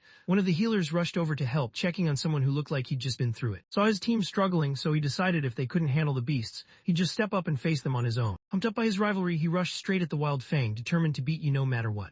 Right as he landed his hit, a red status window popped up, showing off a skill that cranked up his strength, boosted his crits, and gave him some serious, driving him to go all out. Back in the sealed D-class dungeon, you just let loose with a huge move. This green energy slash sliced right through the air. He stood there totally chill with a bunch of dead beasts all around him. His system kept popping up, letting him know he just took out another E-class monster and got 30 XP each time. And Chi Yin stood back, not really believing what they just saw. Their supervisor could barely get his words out, trying to figure out how he actually pulled it off. He didn't even get a chance to respond before things got wild. Two giant spider monsters, covered in eyes, started creeping up on them. He didn't even flinch, he just told Chi Yin that the monsters were sealed up and only running at half power, so taking them down wasn't really a big deal. Chi Yin couldn't take his eyes off the guy swinging that huge blade he'd pulled out of his dad's safe. Honestly, he was impressed, thinking about how this dude had already gone up against a bunch of people at once, even when he wasn't going all out. She knew she still had a lot of catching up to do if she wanted to get anywhere close to his skills. He got ready for what was coming next, and let her know there was no reason to stack herself up against other people. He stayed cool and told her to just focus on leveling up herself. Chi Yin couldn't help but grin when she heard you just say it straight up. She grabbed her tight, looking pumped and ready to go all in. Stood off to the side, arms crossed, clearly annoyed as he watched this younger guy grab everyone's attention. He couldn't stand how this dude was just taking over the moment. He moved up, trying to show he was in charge again. He wanted to remember this was still a D-class dungeon, nothing super easy, and not to start acting cocky. Ruffled's hair like he was still a rookie and gave him a nod for doing alright, especially since it was his first time here. But he didn't get too confident, reminding him there were 3 caverns ahead and things were about to get way tougher. Started laying out the plan, telling Chi Yin to handle whatever came from the right. Before he could finish, jumped in quick to claim the left side for himself. Just stood there, totally thrown off and pretty much invisible to everyone around him. The team found themselves in a huge underground cave, surrounded by the bodies of monsters they'd just taken down. Up ahead, the path split into 2 separate tunnels, but what really caught their eye was this giant glowing red seal at the end of the cavern, pulsing like it was alive. Just brushed him off and started talking to Chi Yin, which made Get more and more annoyed. Wanted to see if could take care of the weaker monsters on the right side by herself. Meanwhile, just stood off to the side, watching everything go down and thinking this younger guy was really out of line. Told that the whole point of the simulation was to see what each person could actually do, and she had to show everyone what she was made of. He looked at her and just threw out a basic question, wondering if she actually cared about getting a solid score. That fired Cayenne up. Her face got serious and she locked in, ready to prove she could handle it. The plan was set. Yi headed off on his own, taking the left path, while Chi Yin and Xiling stuck together and went right. Stared at walking away, his face tight with anger. Under his breath, he let out a curse, thinking that if wouldn't get it the simple way, he'd have to switch things up. He was about to learn things the tough way. Out of nowhere, golden light popped off around him and he pulled out this sick glowing bow. Yeah, he was definitely up to no good now. In the viewing room, teachers and students were locked in on Yiz, barely believing what they were seeing. Drone snaps showed you soloing wave after wave of E-class monsters without breaking a sweat. Someone in the crowd couldn't help but point out just how wild it was that Yi had already wiped out so many beasts on his own. One of the teachers wanted to know what his current rank was, but someone else pointed out that the official report still had him at E1. Nobody really knew what his actual level was right now. Everyone figured he had to be at least E3 rank by now, maybe even E4 if he kept leveling up like this. While all that was going on, he was out there taking on these massive spider monsters blocking his way. The teacher who ran the awakening ceremony told the others that Yi wasn't just guessing when he sent Chi Yin to the right side. He'd actually caught on to how the elements worked, sending Chi Yin, who had the flower element, up against stellar element monsters, which played right into her strengths. The teacher gave you props for reading the situation and making clutch calls, even with all the pressure from the test. Thinking back on Yi's promise, the teacher couldn't help but grin a little. Turns out the kid was actually for real, not just talking himself up. He stared at the screen, kind of hyped to see what Yi would pull off next. From Yi's angle, everything lined up with what the teacher said. He'd already spotted that most of the stellar-type beasts were popping out of the cave on the right. Since those ones weren't as tough, it was basically the ideal spot for Chi Yin to jump in, especially since his elemental skills gave him the upper hand. Chi Yin kept moving along the trail and suddenly ran into this giant bug monster. It looked kind of like a beetle but way bigger, and it had these wild purple lights all over it. The creature came at her hard, not holding back. She didn't freeze up, she instantly threw her hand down, hit the ground and dropped a spell. Vines shot up, blocking its way. Thick, spiky vines burst out of the ground and grabbed the monster, locking it down tight. Even though her spell worked, Chi Yin looked like she was really pushing herself, focused hard as she got ready to go again, calling out for another attack. Kai Yin focused up and sent the thorny vines straight at the huge beetle monster. The vines wrapped around it and crushing its shell until it started bleeding. Poison kicked in and the bug just dropped. Not long after, her system pinged. She'd taken down the E-class and got 30 XP for it. Kai Yin tightened her fist, her whole face lighting up with pride. She knew she crushed it again, and you could just tell she was feeling on top of the world. He stood at the start of his own trail, just watching how she moved along. He noticed right away that even E-class mages already came with their basic skills, no matter how early it was in the game. Chi Yin had this wild power where she could throw up a wall of plants that was actually poisonous. People called it Vine Wall. You saw her pull it off and was honestly pretty impressed. Even though it was her first time in a dungeon and the monsters were clearly tougher, she kept her cool the whole time. She knew how to use her wall move smart, not just to block attacks, but to box the monster in and make it easier to finish the fight. Watching her, he could tell she was just built for this kind of thing. Once he saw she was good on her end, he focused on the huge bright red seal at the back of his cave. Flames in 5 different colors danced around it, and he guessed that's where the dungeon kept its D-class monsters locked up. Since Chi Yin was taking care of the beasts in her way, he could put all his attention on chasing down the bigger threat ahead. He walked up to the seal, already thinking through his game plan. He felt sure he could pull off a solid score without showing everyone what he was really capable of. Everyone could see what he was doing thanks to the drone streaming everything. Still, he had to really think through his next move, especially since that seal blocking his way looked seriously tough. From the entrance to Chi Yin's path stood there totally heated. He watched these younger guys doing whatever they wanted, straight up acting like he wasn't even in charge. He figured if those guys thought they had it all figured out, he'd show them what a real challenge looked like. That's when his eyes landed on the magical seal sitting right in the middle of the main cavern. He suddenly popped up right behind Chi Yin, already pulling back his golden bow. He didn't go for the monster, he pointed straight at the ground in front of her instead. That sly grin on his face said he was up to something, and he was clearly about to pull off some wild move. He let loose a blazing arrow that shot straight down. It smashed into the ground with a wild blast, barely missing but tearing it deep. There was this massive hole in the ground, so deep you couldn't see the bottom. It gave off this weird, creepy vibe, like something was definitely off down there. Chi Yin whipped around, totally thrown off by the surprise hit, played it cool, acting like nothing happened, and just asked why she dodged, saying he was only trying to hook her up with a boost. Out of the new pit, a deep growl rumbled, and this huge, glowing beast started to come out. Chi Yin barely had time to process what was happening when this wild two-headed lion suddenly jumped out of the chasm. The beast came flying at her, moving way faster than she expected. A pop-up showed it was a level 11 D-class twin-headed violent lion, definitely not something she wanted to mess with. Just stood there completely frozen, not sure what to do with this monster showing up out of nowhere. He picked up on a heavy wave of demonic energy and whipped around fast, zeroing in on the ruckus coming from where Chi Yin was headed. The twin-headed lion stepped out, both heads letting out a loud roar while its whole body suddenly got covered in fire. Kai Yin didn't even think, she just shot her hands out, trying hard to trap the beast with her thorny vines before things got worse. The lion's fire was just way too strong. Those vines didn't stand a chance and got burned up instantly. Nothing blocked its way now, so the beast charged straight at her, jaws wide open, ready to swallow her whole. Chi Yin just stood there completely stuck. His mind went blank, and all he could think was that this was it for him. Hung back, smirking to himself as he grabbed another arrow, ready to stir things up even more. Right when the lion was about to pounce, Yi kicked in his accelerate skill, and a quick notification popped up telling him his speed just got a 50% boost for a bit. He dashed ahead so fast he was basically a blur, cutting off the flaming monster right as it tried to attack. Definitely didn't see that coming. He didn't even hesitate, he just moved fast and pushed Chi Yin aside. He maxed out his speed and hit that flash blink move, slipping right past the lion's attack. Next thing, he landed a solid hit right on the lion's head. He landed smooth, stepping right in front of Chi Yin, who just stood there totally frozen, while the huge beast got knocked back hard by that hit. He gripped his huge blade, bracing himself. He didn't expect the D-class monster to move that fast, and right then, he knew this wasn't going to be an easy fight. Stood back, grinning to himself while everything went wild around him. He figured he had this whole dungeon on lock. He knew that even though most D-class monsters got sealed away, there was always that one sneaky twin-headed lion that made it out. He couldn't help but feel pretty smug, thinking these rookies had no clue what was coming for them. There was no way they could handle a real D-class monster. He finally pieced together the last part of his plan, and it was honestly next level. He'd boosted the lion using his own skills, and suddenly a bright red status window popped up over the lion, just a flex that had pulled off something wild. The lion was now in light arrow mode, gravity barely holding it down, and its damage and speed got a huge upgrade. Thought this twin-headed lion was easily the fastest he'd ever seen. Then he spotted another pop-up. Turns out the lion had gone berserk too, which cranked up its attack by 10% and its speed by another 50%. He stared down this absolute beast of an enemy, his face getting serious. He gripped the dagger he'd grabbed from his dad's safe, thinking he might have to go all out just to make it through this. He glanced over at Chi Yin and waved her back, making it clear this thing was way out of her league.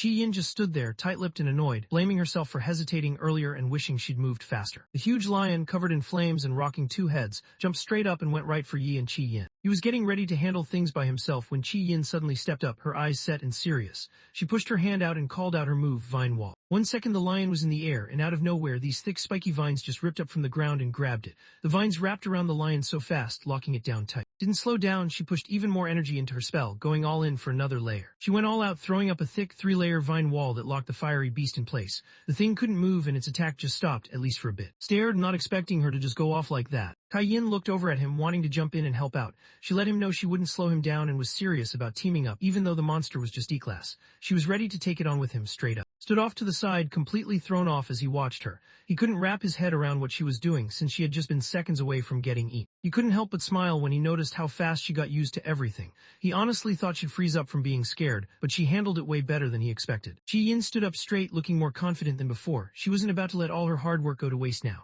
With her and her teammate lined up next to each other, they got ready to take on the D-class monster that was held back for now. The real fight was about to start, and you could tell they were both locked in. Looked over at all confident, showing that she was totally locked in and trusted trusted him. With him around, she knew she was safe and nothing bad was going to happen to her. Who usually kept it real didn't waste any time pointing out that she'd just burned through a ton of energy using that stacked skill. He reminded her that she couldn't go all out forever. Chi Yin just brushed it off, letting him know she was already on top of it. Thinking back on that moment, couldn't help but remember Chi Yin from before. Back in middle school, she was already kind of a big deal. Everyone knew who she was. Back in the day, Chi Yin stood up in front of the class, totally confident. She told everyone her big goal was to get into the Divine Guild and become a divine priest. Even as a kid, she was locked in on what she wanted. Thought back to how she was always super confident and positive. Even though her family had a lot of power, she never acted stuck up. She was chill with everyone and took her class president job seriously. He lost touch with her back then and just figured she went on to live a normal life. In this timeline, one thing was clear to him: she had his back. Knowing he could count on her, he felt locked in, ready to crush the assessment without showing off everything he could really do. Stood off to the side, watching the group try to work together. He wasn't impressed at all. Honestly, he thought they had no clue what they were doing. In his head, he just knew that Beast would break through the vine wall in no time, and he couldn't help but think they were setting themselves up for failure. He was mad, thinking real fights weren't about just acting tough. With how weak they were, he was sure they had zero shot against the powered-up D-class monster he let loose. Leaned back, grinning to himself. He wasn't about to jump in and help right away. Instead, he watched them try and mess up, planning to step in only when they hit rock bottom and actually needed him. Right then, he decided it was time to show them why you don't mess with someone who's been around longer. But just as he was about to go for it, the twin-headed lion went wild, roaring so loud it felt like the ground was shaking, and broke free from the vines with one insane burst of strength. The beast broke out, totally losing it, and you didn't waste a second. He decided he'd draw the lion's attention. He could tell right away this thing was a nuclear type. He let Kai Yin know to stay sharp and wait for her shot. She caught on fast, ready to move. They broke off fast, trying to get the fiery lion hyped up so it'd rush at them without thinking. He realized the beast was definitely coming for him since he was the one who heard it. He purposely backed up, making sure the raging beast followed him straight to the massive pool sitting at the edge of the cave. He didn't even pause, he just jumped right in and the lion was right there. He didn't even think, just dove in right after, totally locked in and driven by rage. He was underwater, moving fast while the beast struggled, all slow and heavy from the water. As the lion fumbled around, totally thrown off by the weird new place, he spotted his chance and let Chi Yin know it was go time. Picked up on the signal right away and threw up her vine wall spell right when the lion popped out of the water. The beast was drenched, its fiery body stuck with no way out, totally locked down by those thorny vines. The creature let out a loud, annoyed roar, but honestly it just seemed way weaker than before. Chi Yin locked in, eyes sharp, as he made the vines tighten up. Everything went according to plan. The water shut down the lion's fire powers and messed up its core. Notifications popped up saying its rage mode and nuke energy just didn't work anymore, and now it was stuck poisoned and couldn't break out. Climbed out of the water and ended up standing right next to her on the shore. He gripped his massive blade, totally locked in and ready to go. He knew the beast was done running, now was the moment to finish things and snag that top score. Hiding out, stared at what was happening, totally stunned. He just couldn't get how a tough lion got stuck by nothing but one layer of vines. Honestly, he would have had a tough time fighting that beast on his own, especially since he'd actually made it stronger. He just stood there, staring and letting out a few angry words under his breath, totally annoyed. Back in the viewing room, the teachers and staff were locked in, breaking down what just happened. One of the instructors pointed out how smart the move was. By getting the nuclear lion into the water, its main skills got nerfed, while Chi Yin's flower powers basically leveled up. His teacher noticed how quick he was on his feet and how he took charge, pointing out that used simple elemental tricks and got everyone working together to take down a monster way tougher than anything they'd faced before. Everyone on the staff pretty much agreed. The number one spot was settled. All that was left was that last move to seal the deal. They started talking about how, once his video got sent to the guild, he could actually break the academy's all-time high score. Right when everyone thought the last move was about to happen, the live stream cut out. People watching were instantly thrown off, trying to figure out why the broadcast would bail at the most important part. Back in the dungeon, it was obvious what happened. The recording drone was totally wrecked, just sitting there on the ground with smoke coming out of it. Stood off to the side, rocking a smug grin with his energy bow lit up in his hand. He was pretty sure that if he didn't have the whole thing on video, there was no way he'd ever get the top score. Once the danger was over, a notification popped up saying they'd taken down a level 11 D-class beast and scored 100 XP. You nodded at Chi Yin, giving her props for how she handled it.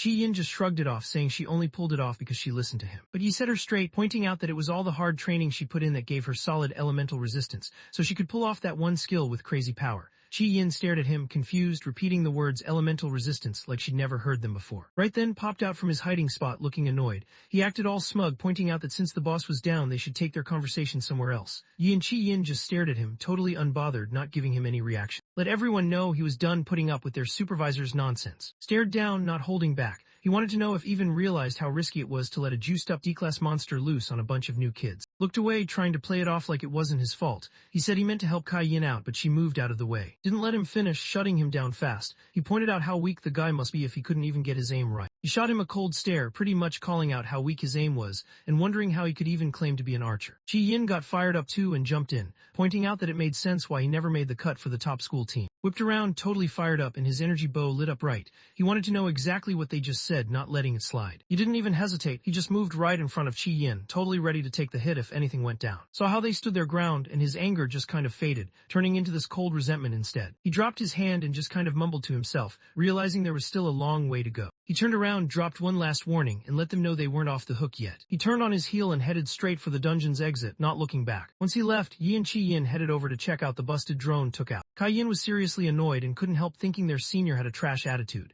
She glanced over and caught Yi checking out the busted machine, wondering what he was up to. He let him know their supervisor had smashed the camera on purpose, just to keep them from racking up a high score. With the camera down, nobody could watch them, so needed to head out and grab another drone.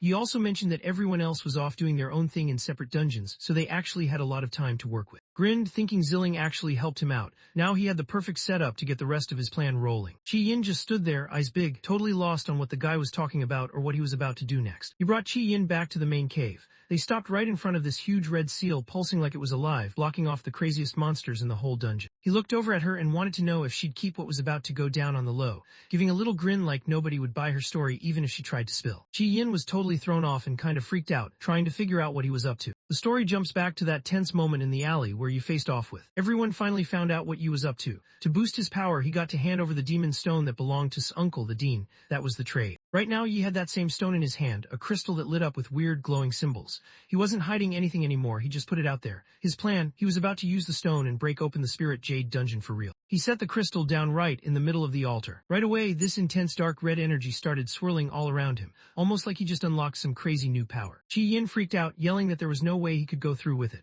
She pointed out it was just a D-class dungeon, but if he busted the seal, every high-level monster inside would get loose all at once. The dark energy started getting way stronger, looking like it was about to break through the seal. He stayed cool and told her she didn't need to stress about it, since the monster was still held back a bit by what was left of the seal's power. But Chi Yin wasn't buying it. She thought there was just no way the two of them could take on that many D-class monsters, even with the seal helping out. He stayed chill and said they only needed one person for this. While he talked, the red string bracelet on his wrist started to light up. Fire burst out around him, lighting him up with a crazy energy. Kai Yin just stood there, totally frozen, barely able to get a word out. She couldn't believe what she was seeing. It was like her brain just glitched. He was right in front of her, not looking like a fighter anymore. Now he was rocking this mage vibe, holding a staff that lit up with magic swirling all around him. Chi Yin's eyes shot open and she just lost it, yelling at him, totally not believing he was actually a mage. You got covered in this intense red glow, and Chi Yin could tell something big was about to go down.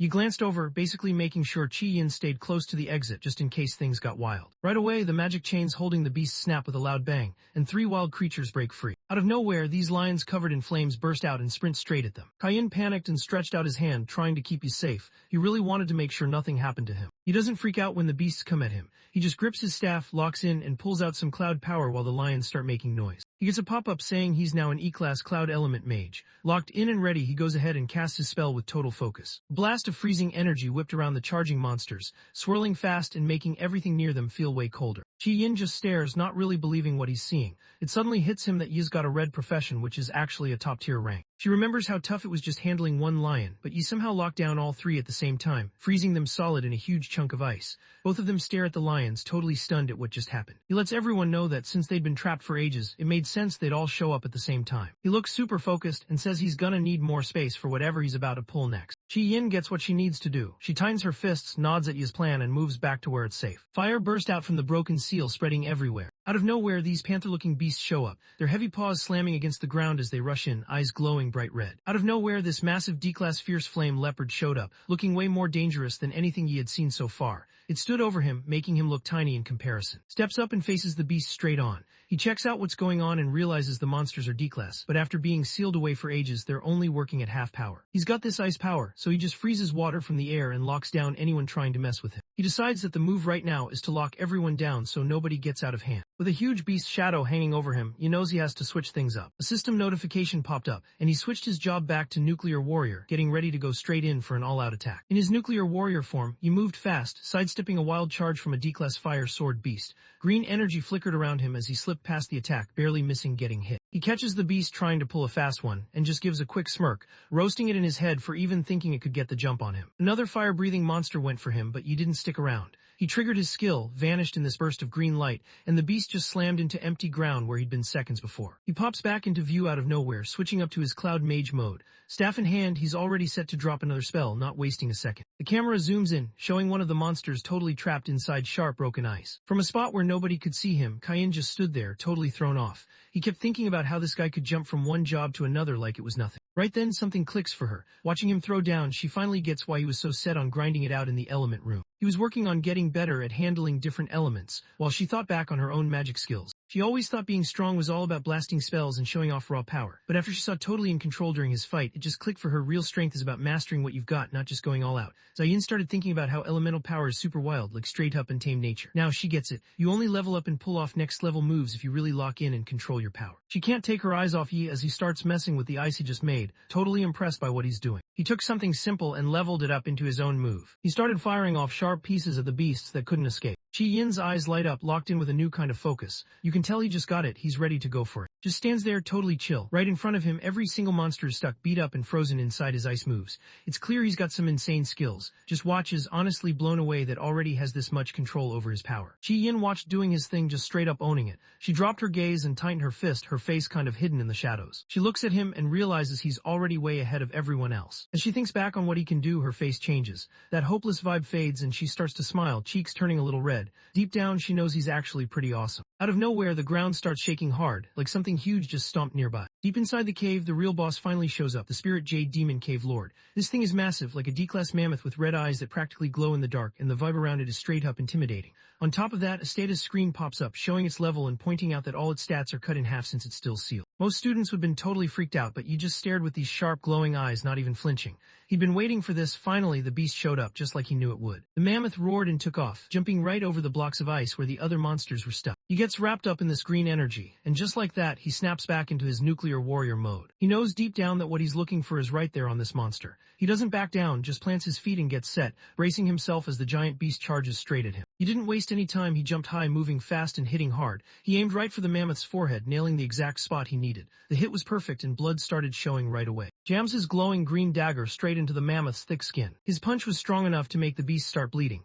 He landed smooth while the giant creature pulled back, blood showing from a bunch of cuts. His face looked serious, blood running down his cheek. In his head, he realized this level 15 mammoth wasn't nearly as tough as that level 10 monkey boss he dealt with earlier. The mammoth, hurt bad, starts freaking out and swings its huge head all over the place. The creature just loses it and rushes straight at Yi, slamming its foot down so hard that the ground splits open underneath. He doesn't slow down at all. He charges forward insanely fast, He kept going at the beast, not letting up for a second, landing solid hits right where it hurt the most. The mammoth just couldn't handle the attack anymore. Its huge legs started to give out, and the whole thing began to tip over, crashing down hard. Right when things start looking good, something in Yi just clicks. His eye lights up bright gold, and out of nowhere, this wild, fiery energy starts swirling around him. He grips his dagger tight, getting ready to go all in with one last serious move. He locked in and triggered his 1 against 100 title, dropping his strongest move, Sanctuary. Golden energy shot out from him in a huge wave, spreading across the whole cavern and wiping out the mammoth along with every other monster standing in his way. The giant mammoth just stands there, roaring out in pure fear while this insane force crashes down on him. The attack comes in hard, smashing right into the final boss.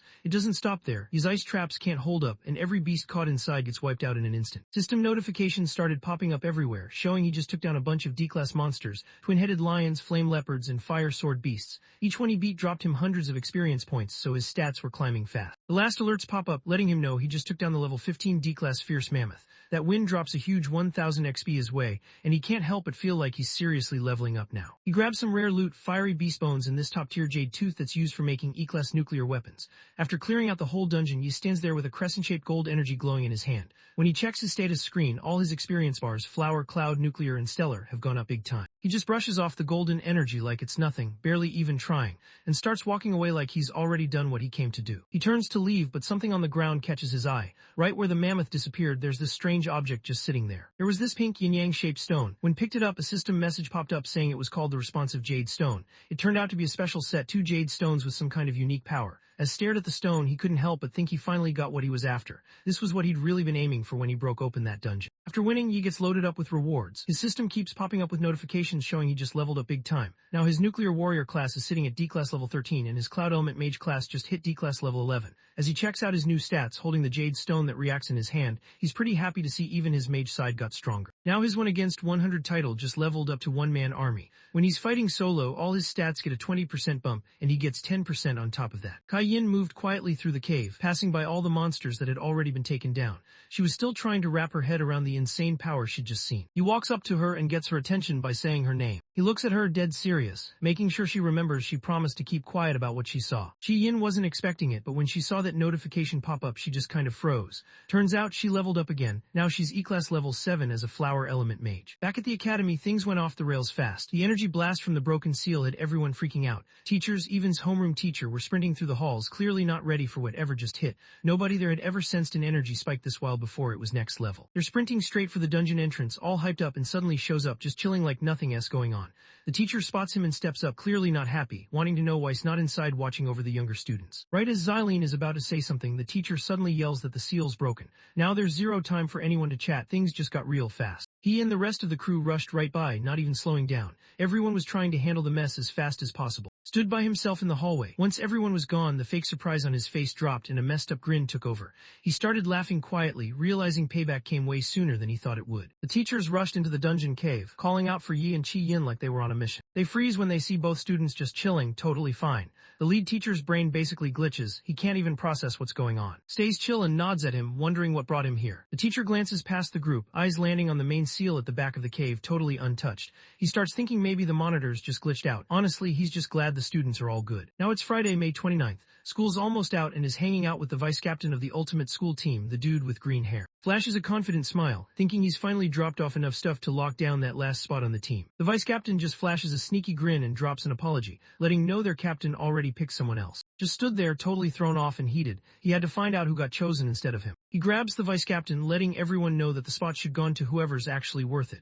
He can't believe his own skills and background didn't make the cut, and you can tell he's not having it. Right then, a woman showed up at the doorway and let everyone know they'd already picked out the one person who mattered most. The team captain walked in, brown hair tied back and a smirk on her face. The game called her Ling Yue and she played as a golden lightning assassin, but nobody knew her exact level. She looked straight at Yi, clearly interested. He was the one who caught her eye and landed the spot. It's Friday night, May 29th. Out at a street noodle spot, Inspector is hanging out with his dad, Ling Sheng. Leaned back, cigarette in hand, and shot a look that said he wasn't messing around. He made it clear he'd pulled a lot of strings to get out of prison ahead of time, so causing more problems wasn't an option. Ling Sheng sat there slurping his noodles, just nodding along like he totally got what was going on. His face shifts fast, turning cold and annoyed whenever the inspector looks away. Leaned closer and let Ling Sheng know he'd heard Dean was supposed to show up next Friday. He wanted to make sure Ling Sheng got what that meant, but Ling Sheng just told him to chill. Out of nowhere, Jinwoo's phone lit up, his boss was calling. Clearly annoyed, stands up and gets ready to dip. He lets Ling Sheng know he's heading back to meet up with the team, and tells him not to hang around too long and head home soon. Watched the inspector leave and started thinking about heading home soon, just like he said he would. He keeps eating, but you can tell he's getting mad. His face just goes hard and his eyes almost look like they're lit up, thinking about heading back home.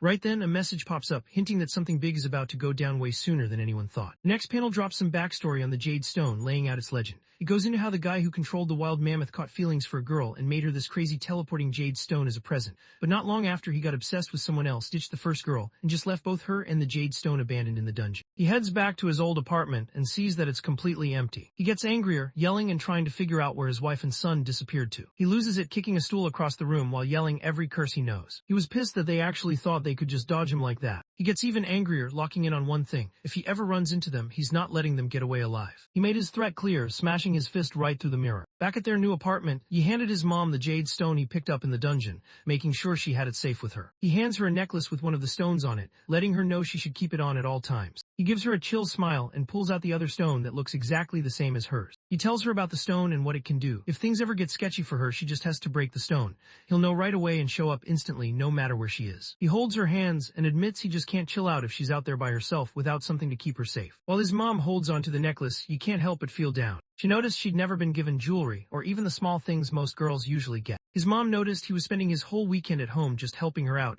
and she was worried he was missing out. She told him he should go hang out with his friends and enjoy himself instead of staying in all the time. Just smiled at her and waved it off, making it clear he didn't need any help and wasn't stressing about it at all. His response doesn't help at all. She just looks even more stressed out and basically tells him that having friends and people who matter is something everyone needs. He stops talking, completely quiet after hearing what she said. He looks away, thinking hard about what she asked, who really matters to him. He starts thinking back to his last life, and suddenly the faces of his old crew Ling Yue, Han Ling, and pop up in his head. It hits him different, and he can't help but feel down, wondering if he'll ever run into them again now that everything's changed. It's almost midnight, 11:58 p.m., and Yi is posted up right in front of a wild D-class demon cave. Now that the Jade Stone's got his mom covered, he doesn't have to stress about her anymore. He's pulled up to another secret demon cave he remembers from before, but this one's tricky. It only opens up for an hour right at midnight, so he's got to move fast. Now that his mom's alright, he's locked in on getting stronger. Dagger in hand, he steps straight into the demon portal, ready for whatever's next. He steps inside, and out of nowhere, old memories from his past life rush back to him. He remembers that back when he finally got strong enough to take on the D-class in this cave.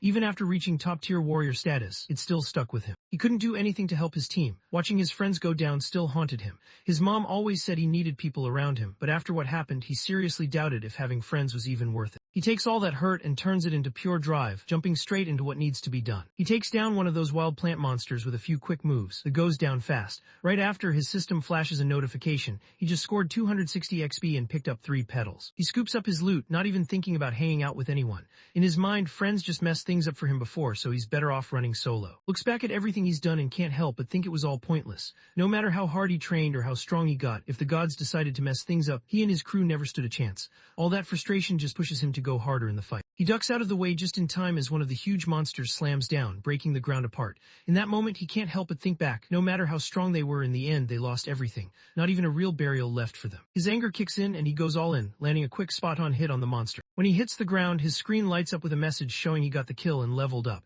That's all the proof he needs. He's got to keep grinding and get even stronger. He picks up the pace, dodging through a mess of wild demon tentacles. He clenched his jaw, totally locked in on getting stronger than everyone around him, even while a bunch of creatures piled on and bit him nonstop. Even though he's hurting, his eyes stay locked in, full of serious focus. He snaps and goes all out, swinging his blade nonstop and taking out every monster around him. His screen keeps blowing up with kill and XP notifications, like he's leveling up on fast forward. He's beat up, bleeding, and chomping down on this monster's tentacle. Even like that, he's locked in, ready to throw everything he's got into the fight. Every time he takes one down, he grabs whatever toxin he can from the bodies, not letting anything go to waste. He starts thinking about how weak he is right now. He knows he can't even take on his own dad, and that stings. He starts thinking about the bigger problems waiting for him, especially that skilled traitor he knew before. As he wipes the blood off his mouth, it hits him. He knows things aren't going to be easy, and there's no way around it. He knows he has to hold his spot and deal with every enemy head-on, no dodging it. With this fresh determination, he squares up, staring down a never-ending wave of monsters, ready to throw hands and push through every single one. He stands face-to-face with a massive wave of demonic monsters, ready to go all out. He taps into his ultimate skill, Sanctuaries, gearing up to show them what he's really made of. He was locked in, moving his dagger with crazy speed. He swings his blade and suddenly golden energy just explodes out, blasting straight into the creature and swallowing it up. The monsters scream out, but his insane move wipes them out in seconds. His screen blows up with notifications, showing he had a ton of kills and racked up hundreds of XP for every and corpse orchid he took down. After the huge hit, you drop down, still wrapped in those golden flames. He was out of breath, clearly drained from going all in. He's beat up, blood on his face, but he's not quitting. He checks the time and it hits him. The demon cave entrance is gonna shut in 20 minutes. He scans the open space and spots the dungeon boss right away. Time's ticking, so he has to move fast and take down the boss before it's too late. It was pretty late, Saturday, May 30th, just past 12:30 in the morning. He steps up to face the last boss in the dungeon, a huge creature that looks like it's made out of wood. There's this intense green energy swirling all around it. He grips his weapon, locked in and ready, basically letting the monster know it's about to be his problem now. He expected the boss to snap or at least look annoyed, but instead the guy just stayed chill. Instead, it takes off super fast, vanishing so quick all he catches is a streak of green. Yi, this level 20 D-class lord, pops back up out of nowhere and just goes all in with a wild attack.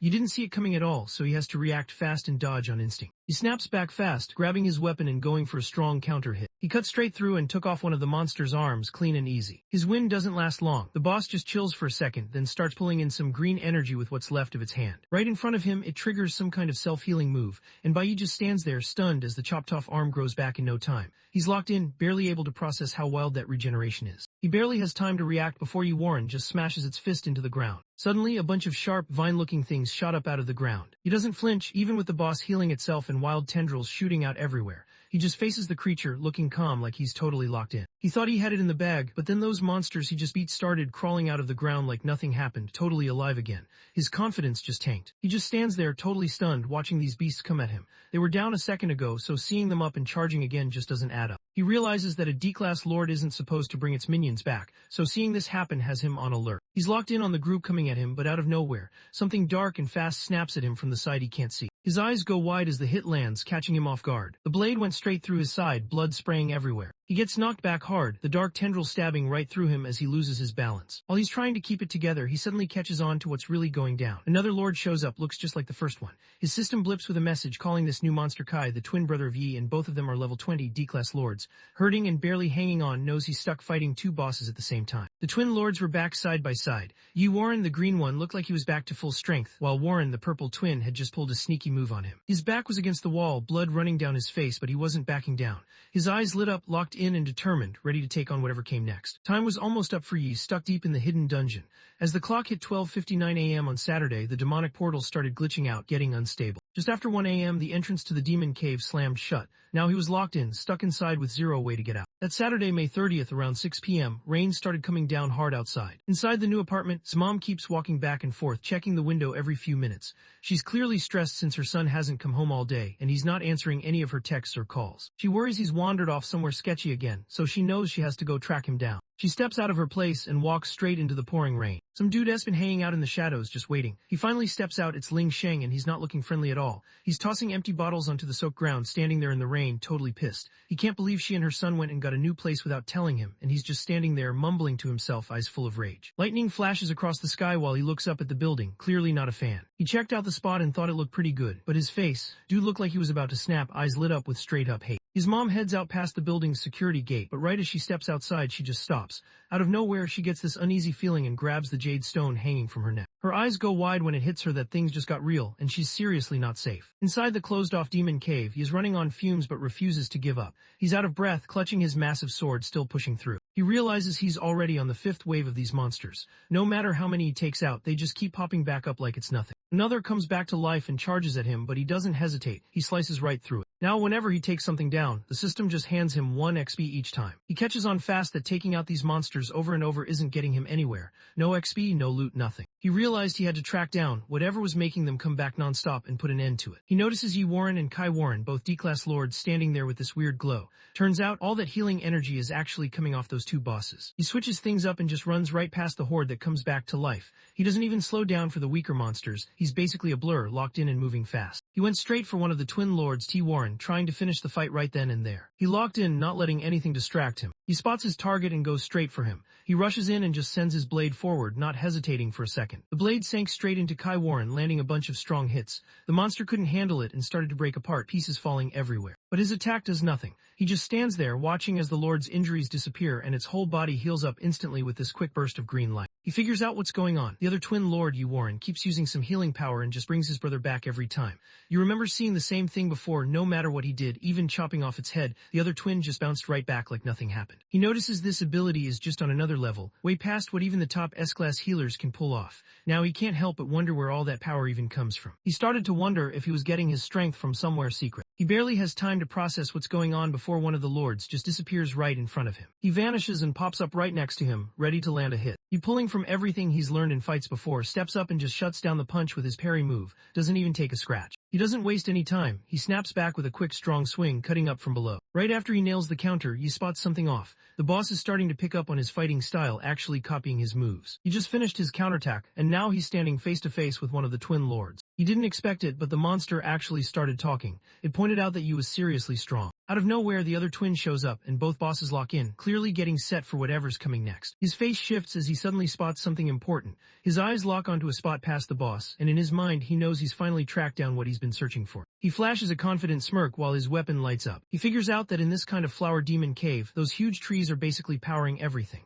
Not even worried about the boss, he just sprints straight for one of those big glowing trees in the back. He moves past the boss, catching it off guard, and in one smooth move, chops its arm clean off. He realizes now that the boss can heal like crazy, thanks to the energy coming from these trees. The boss stares at its chopped-off limb, realizing it's not growing back this time and just loses it, not believing what's happening. He knows exactly what he needs to do now. If he wants any shot at winning, he has to take out those enchanted trees that are powering up the boss. He goes all in and swings hard, slicing straight through one of the biggest trunks like it's nothing. Knows that when their power runs out, he can finally take them down for good. He spots his shot and just takes off, blowing right past Yi Warren and Kai Warren. He's not messing around, he's locked in on those enchanted trees, since that's where they're getting all their power. Right as they're about to catch up to him, a pop-up flashes. He just switched over to his Cloud Element Mage class. He lifts his staff and drops a crazy strong ice spell, sending out this huge wave of freezing energy. A blast of freezing energy just locked both D-class lords in place, turning them into ice statues on the spot. With the bosses down, he drops to the ground and swaps right back into his nuclear warrior mode. He realizes he called it right. Now that the bosses and their main source of power are gone, the rest of their crew can't heal up or come back anymore. Just like everyone thought, the Incorpse orchids that came back to life started breaking down for good. With the twin lords out of power, Yi just goes for it. He pushes his blade straight through the ice and cracks his frozen body into pieces. He gets a system alert saying he just took down the level 20 D-class lord.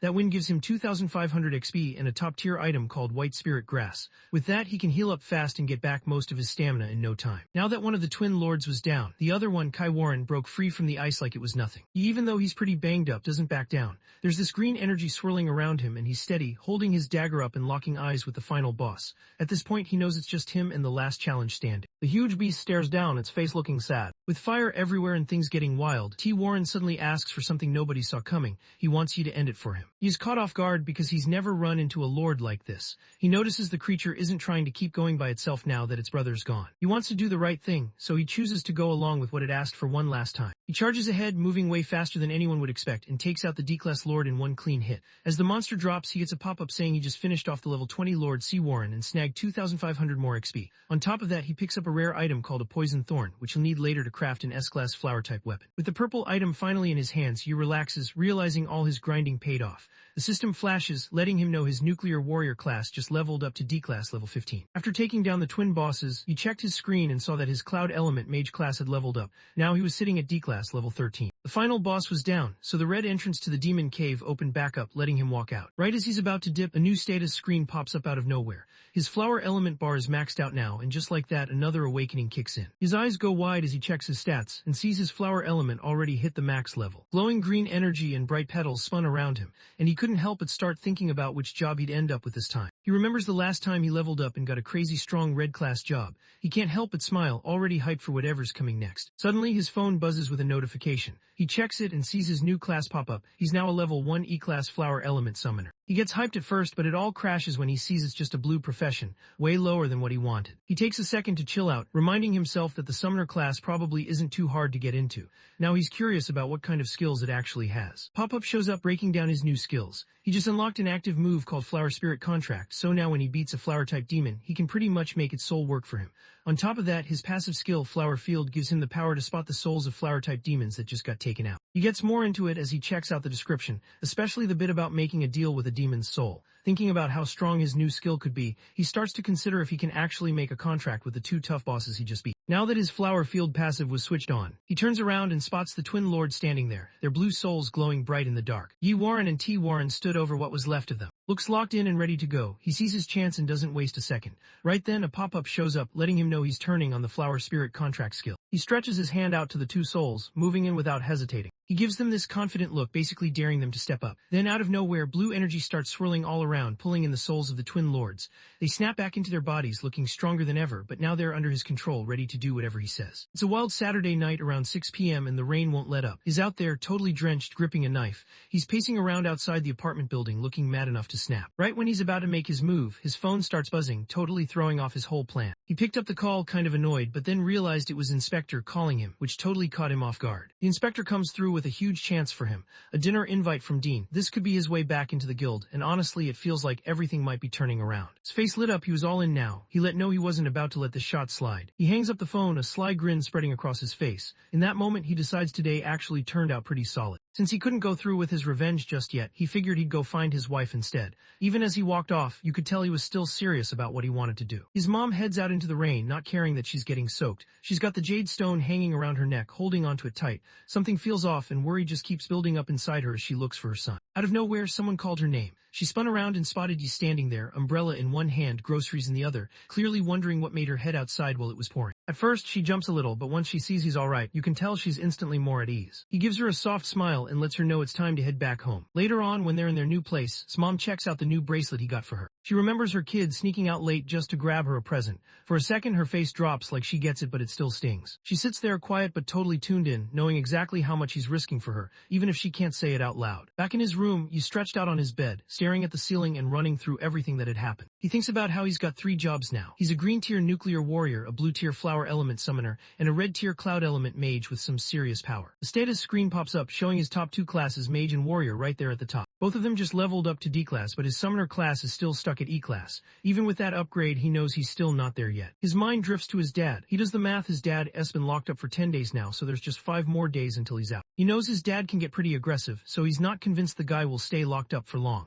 He figures there's a real chance his dad gets out early, so he's got to be ready for whatever happens. Sunday morning rolls around and Yi wakes up locked in, more determined than ever. With this red energy flaring around him, he realizes there's no point in running anymore. He knows he's got to step up, face his dad straight up, and sort things out for real if he wants to keep leveling up on his own path. He feels the pressure and grinds all day, really testing how far he can go. His phone started going off with notifications, each one showing he'd just cleared out 4 secret demon caves. First 3 E-class went, then right after it was 1D's turn. By Sunday afternoon, he's already facing another demon cave. This one way sketchier than the last, and nobody even knows how bad it could get. He knows he can't slow down if he wants to hit C-class fast, so he just heads in, zero hesitation. By Sunday night, he comes out on top, still glowing with that red energy. His phone pings, confirming the D-class cave is done. He's leveled up again, and now he's thinking next time he sees his dad, he'll be the one with the upper hand. He gets up and suddenly notices something's different. He glances around, confused, trying to figure out what just changed. Suddenly, his phone lights up with a notification saying he just unlocked a new title. After taking out 10 demon caves that were just as tough or even tougher than he was,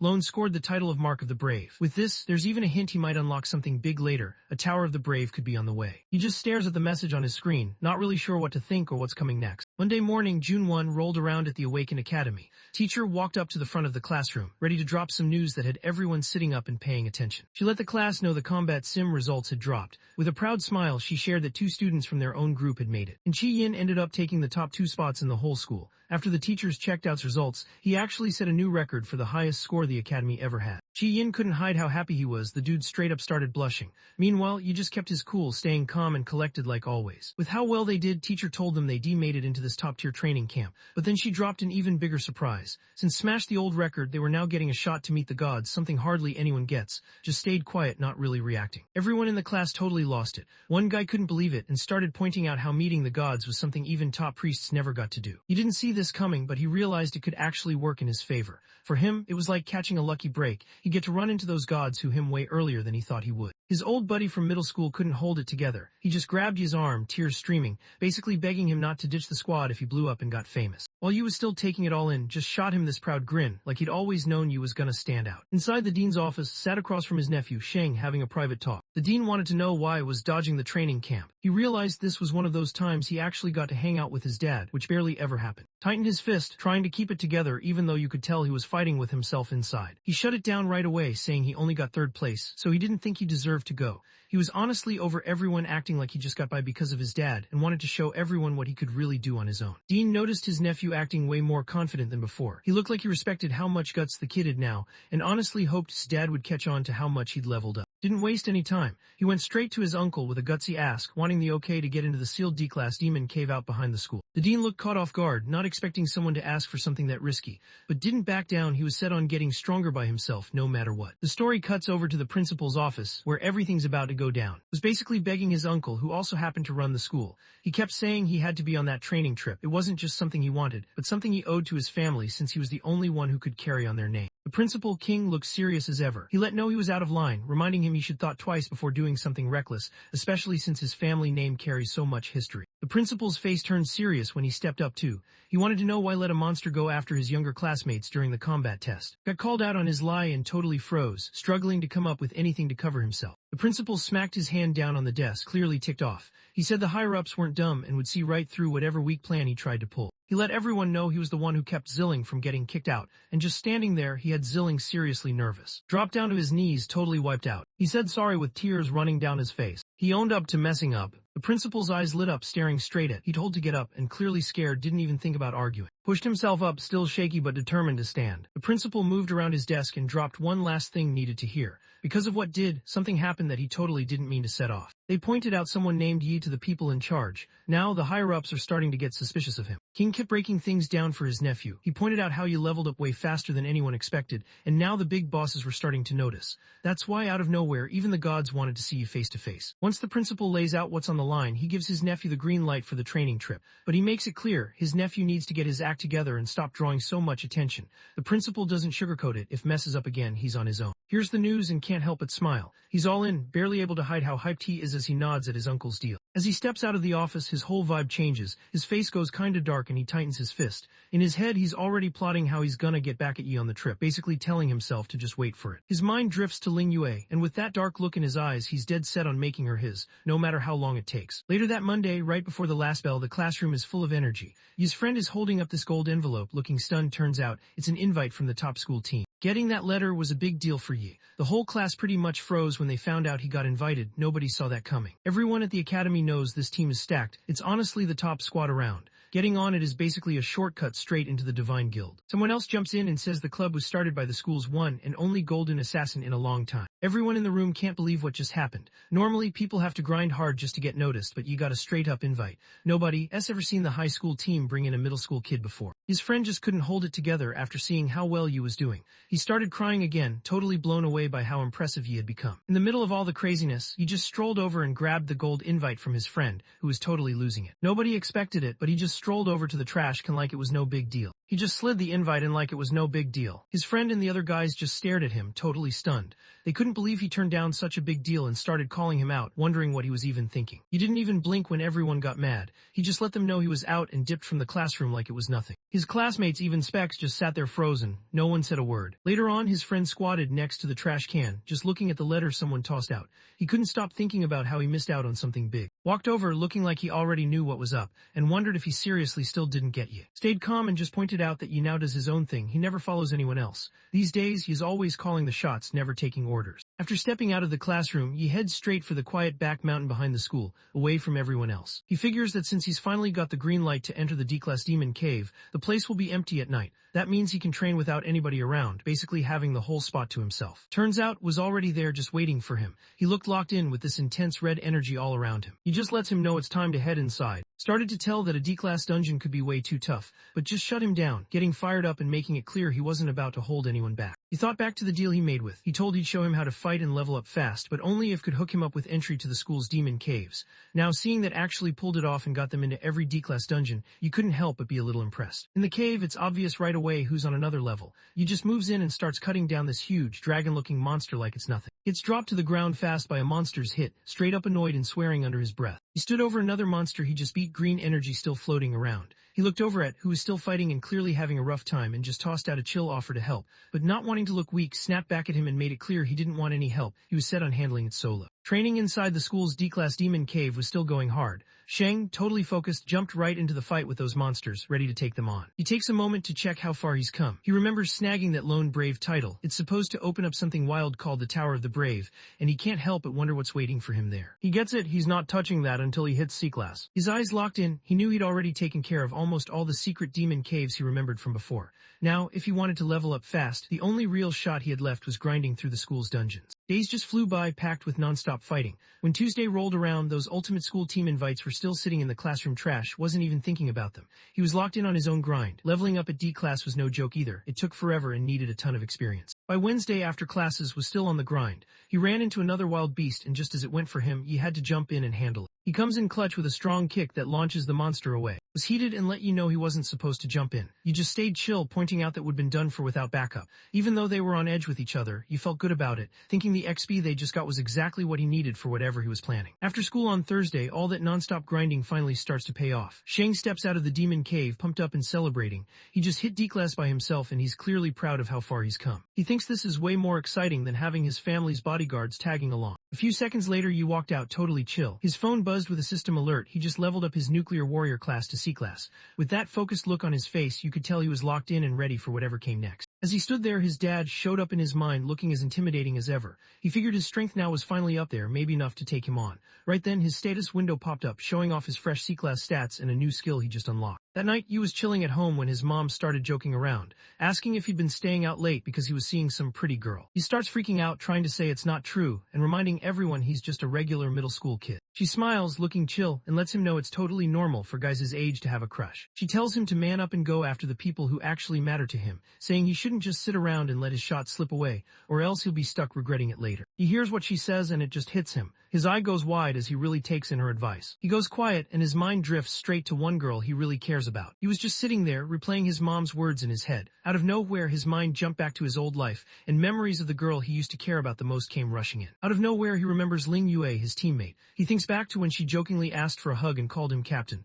That moment just pops into his head and he can't help but replay it for a second. He remembers just shoving her off, not really caring how annoyed she got. After the fight, everything goes quiet. The ground's littered with monsters that didn't make it, showing just how intense things got. Ling Yue crashed onto the ground, totally wiped out but grinning like he just clutched another win. He couldn't help it, he was hyped to pull off another victory. Before everything changed, Yu looked tired from all the fights, but he just let her know it was time to head out. Ling Yue was still wiped out, but he joked around, asking if he could just pick her up and carry her. Yu, looking a little thrown off, shut her down and told her to ask someone else. She ended up just sulking, thinking he was being harsh. But that light moment didn't last. Everything got messed up when their team turned on them. Everything suddenly goes dark in his head. He can't stop replaying what happened to Ling Yue, her body messed up, blood everywhere, and nothing he did could save her. The memory of his own face, straight up furious and helpless, just won't let go. Back in the moment, Yu thinks about everything he went through before. He remembers how he didn't even meet Ling Yue until after his master saved him from death row in his last life. They first crossed paths downtown. Now he's got no clue where she even is in this new version of things, and it hits him that running into her again is probably not happening. He accepts that in this new life, all he's got are his memories. Even if they cross paths again, he knows things between them would never go back to how they were. While all this was going on, the vice captain from the ultimate school team went to update his captain. He let him know that Yi still hadn't replied to their invite, so he figured Yi just wasn't into it. The camera cuts to the captain chilling in her room, holding onto that shiny gold invite Yi just tossed aside. She notices he doesn't really seem to care, and honestly that just makes her more curious about him. Suddenly, he's way more interesting in her eyes. She looked pretty sure of herself, a little smile on her face as her status popped up. Ling Yue, the golden lightning assassin and the top boss of the school team. She'd already made up her mind to show up in person the next day and hand him the invite herself. It's Friday, Yi's birthday, and he's just chilling at the table at home, staring at a gift box sitting right in front of him. His mom sits across from him, smiling, and lets him know this is his birthday gift. He didn't really see it coming. He checks out the gift, taking a second before he tears it open. He walks in and spots a scarf just sitting there. That throws him off. Why would she hand him a scarf when it's literally about to get hot outside? Next to the scarf, there's a note from his mom. She's just hoping her son stays happy forever and has the guts to live life his own way. Out of nowhere, his eyes snap open as it all clicks for him. He wonders if his mom already knows he's heading out to the Shanghai Nation soon. She gives a small smile, letting him know she's got it. She points out how the weather there can really switch up from day to night, so he should watch out for himself. She promises she'll look after herself too. He gets hit with this wave of realization. His mom's been onto him the whole time, quietly having his back without saying a word. That support just hits different when he finally notices it. His mom showed up with a big grin and slipped him some cash, basically hinting that since it was his birthday, he should go out and grab food with his closest friends. He lets out a small sigh, a tiny smile on his face. He casually reminds her, almost like he said it 100 times before, that he doesn't really have any friends. Later that day at school, his two buddies from middle school pulled up to him in the hallway. The first guy hands him a flashy figurine of a blue-haired water mage, looking hyped about it. He flexed his favorite model, showing it off like it was the best thing ever, and waited to see if he was into it.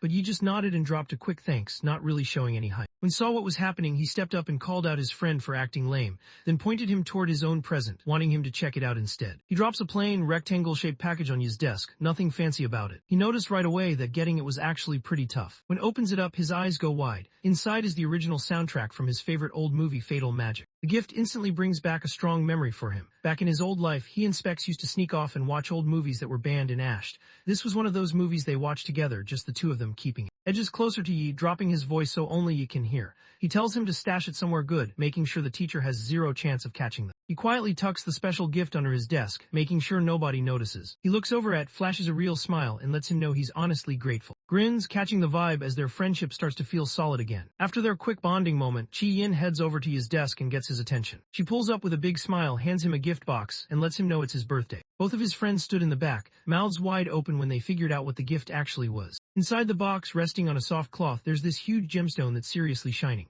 A system window pops up, calling it a rare, unappraised A-class mage weapon. He just stands there, clearly caught off guard by how over-the-top the gift is. He slides the box back in her direction, letting her know there's no way he can take it since it's just way too valuable. Chi-Yin grinned, letting him know she only made it to this training trip because of him. She mentions that her family has a bunch of these, so it's not even a big deal to give it away. She knows this will help him out a lot. He pauses, his hand hanging over the box, not sure if he should go for it yet. He thinks about what she said and his face gets serious. He realizes she's right and knows he's got to step up. There's no reason to turn down the help. He figures out she probably caught him messing around with that weak weapon when he swapped to mage mode during the simulation, and that's why she gave him this gift. He thinks to himself that she's actually really thoughtful. He sits by himself at his desk, staring at the 3 gifts in front of him. He didn't see this coming. He honestly figured no one would care about his birthday, let alone go out of their way with these presents. Suddenly, he starts rethinking his whole plan to just dip out and not get close to anyone here. In the back, his 2 buddies kept it low-key, tossing around guesses about when Yi and Chi-Yin started hanging out so much. One of them even threw out the idea that maybe Yi just isn't into girls. Chi-Yin suddenly walks up and wants to know what they're whispering about, catching them both off guard.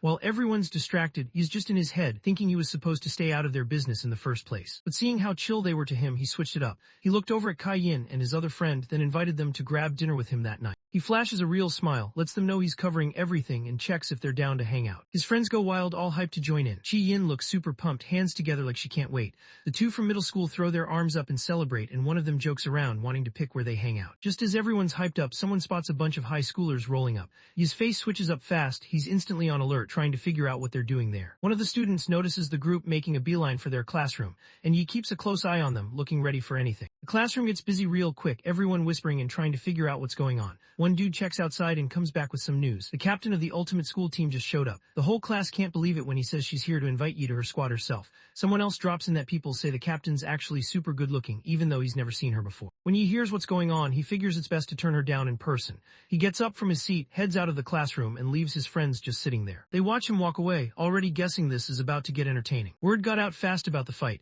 and soon, students from every corner of the building were crowding the balconies to see what was going down. Zilling's hanging out with his boys in the crowd, just watching everything go down. He stands there, jaw clenched and eyes burning, totally pissed. He can't believe how much drama you bring. Seriously, why is that kid even worth all this hassle? He stands out on the balcony, arms crossed, watching everything below. He can't hide how annoyed he is, his face is set, and anyone could tell he's really not vibing with what's going on. Doesn't even notice all the people watching as he strolls down the hallway, totally locked in and ready to meet the captain. Out of nowhere, a super bright burst of gold lightning lit up the whole hallway. The blast sends a bunch of people flying, and they're left scrambling on the ground, totally lost about what just went down. He doesn't even move an inch. He just stands there, totally frozen, eyes wide like he can't believe what he's seeing. Gold lightning snaps across his face while he stares straight at where all that power came from, looking like he just realized something big. Golden lightning blasts through the hallway, wild and out of control, but he just stands there, totally chill while everything around him goes off. A bright streak of electricity blasts straight at him. He keeps his cool, barely showing anything on his face, staying and impossible to read. The energy blast was so strong that it knocked the other students back. He has been through enough fights to spot this kind of move right away. He clocks that the attack coming straight at him is just for show, meant to pull his attention away from what's really about to go down. He doesn't waste a second. His hand flies out and suddenly there's this glowing green blade in his grip, locked in and ready to take on whatever's coming at him out of nowhere. Right when he's getting ready to defend himself, his instincts go off like sirens. He doesn't see it yet, but something way more serious is creeping up right behind him. He locks in and quickly figures out the attack, as coming from behind him on the left. He whips around right at the last second, catching the super fast attack with his sword. The impact lights up the room, both blades locked and sparking like some epic showdown. People still standing around can't believe how fast everything just went down. They're just staring, totally stunned, not even sure what they just saw.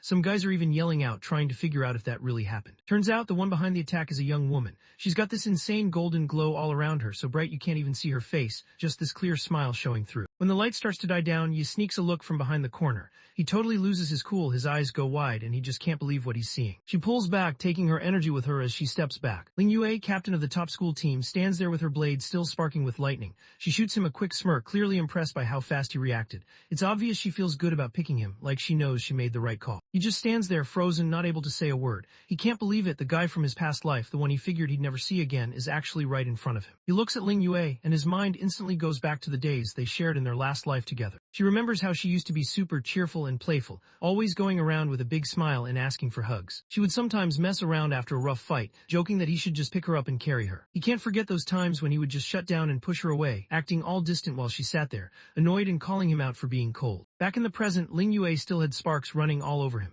Since he ignored her team's invites, she just showed up to see him herself. Everyone else in the room, even his own crew, just stood there frozen, not saying a word. and his buddy are whispering, both anxious about how weird it's gonna get, when he turns down the popular captain right in front of everyone. Ling Yue pulls herself together and reaches out her hand, going for that official intro move. She starts to say her name, keeping it all business. He just strolls by without even noticing her hand hanging there. He just goes for it and wraps her up in a solid, warm hug, all in one smooth move. Everyone just goes quiet, not saying a word. Kai Yin stands by the door, frozen, barely believing what he's seeing. Out on the balcony, his face tightens up, and anyone could tell he's seriously mad. He's chilling in his arms, and when she glances up at him, all that confidence she had just disappears. She's caught off guard, and there's this slight blush on her face she can't really hide. Glances down at her, his face showing he's for real, not messing around.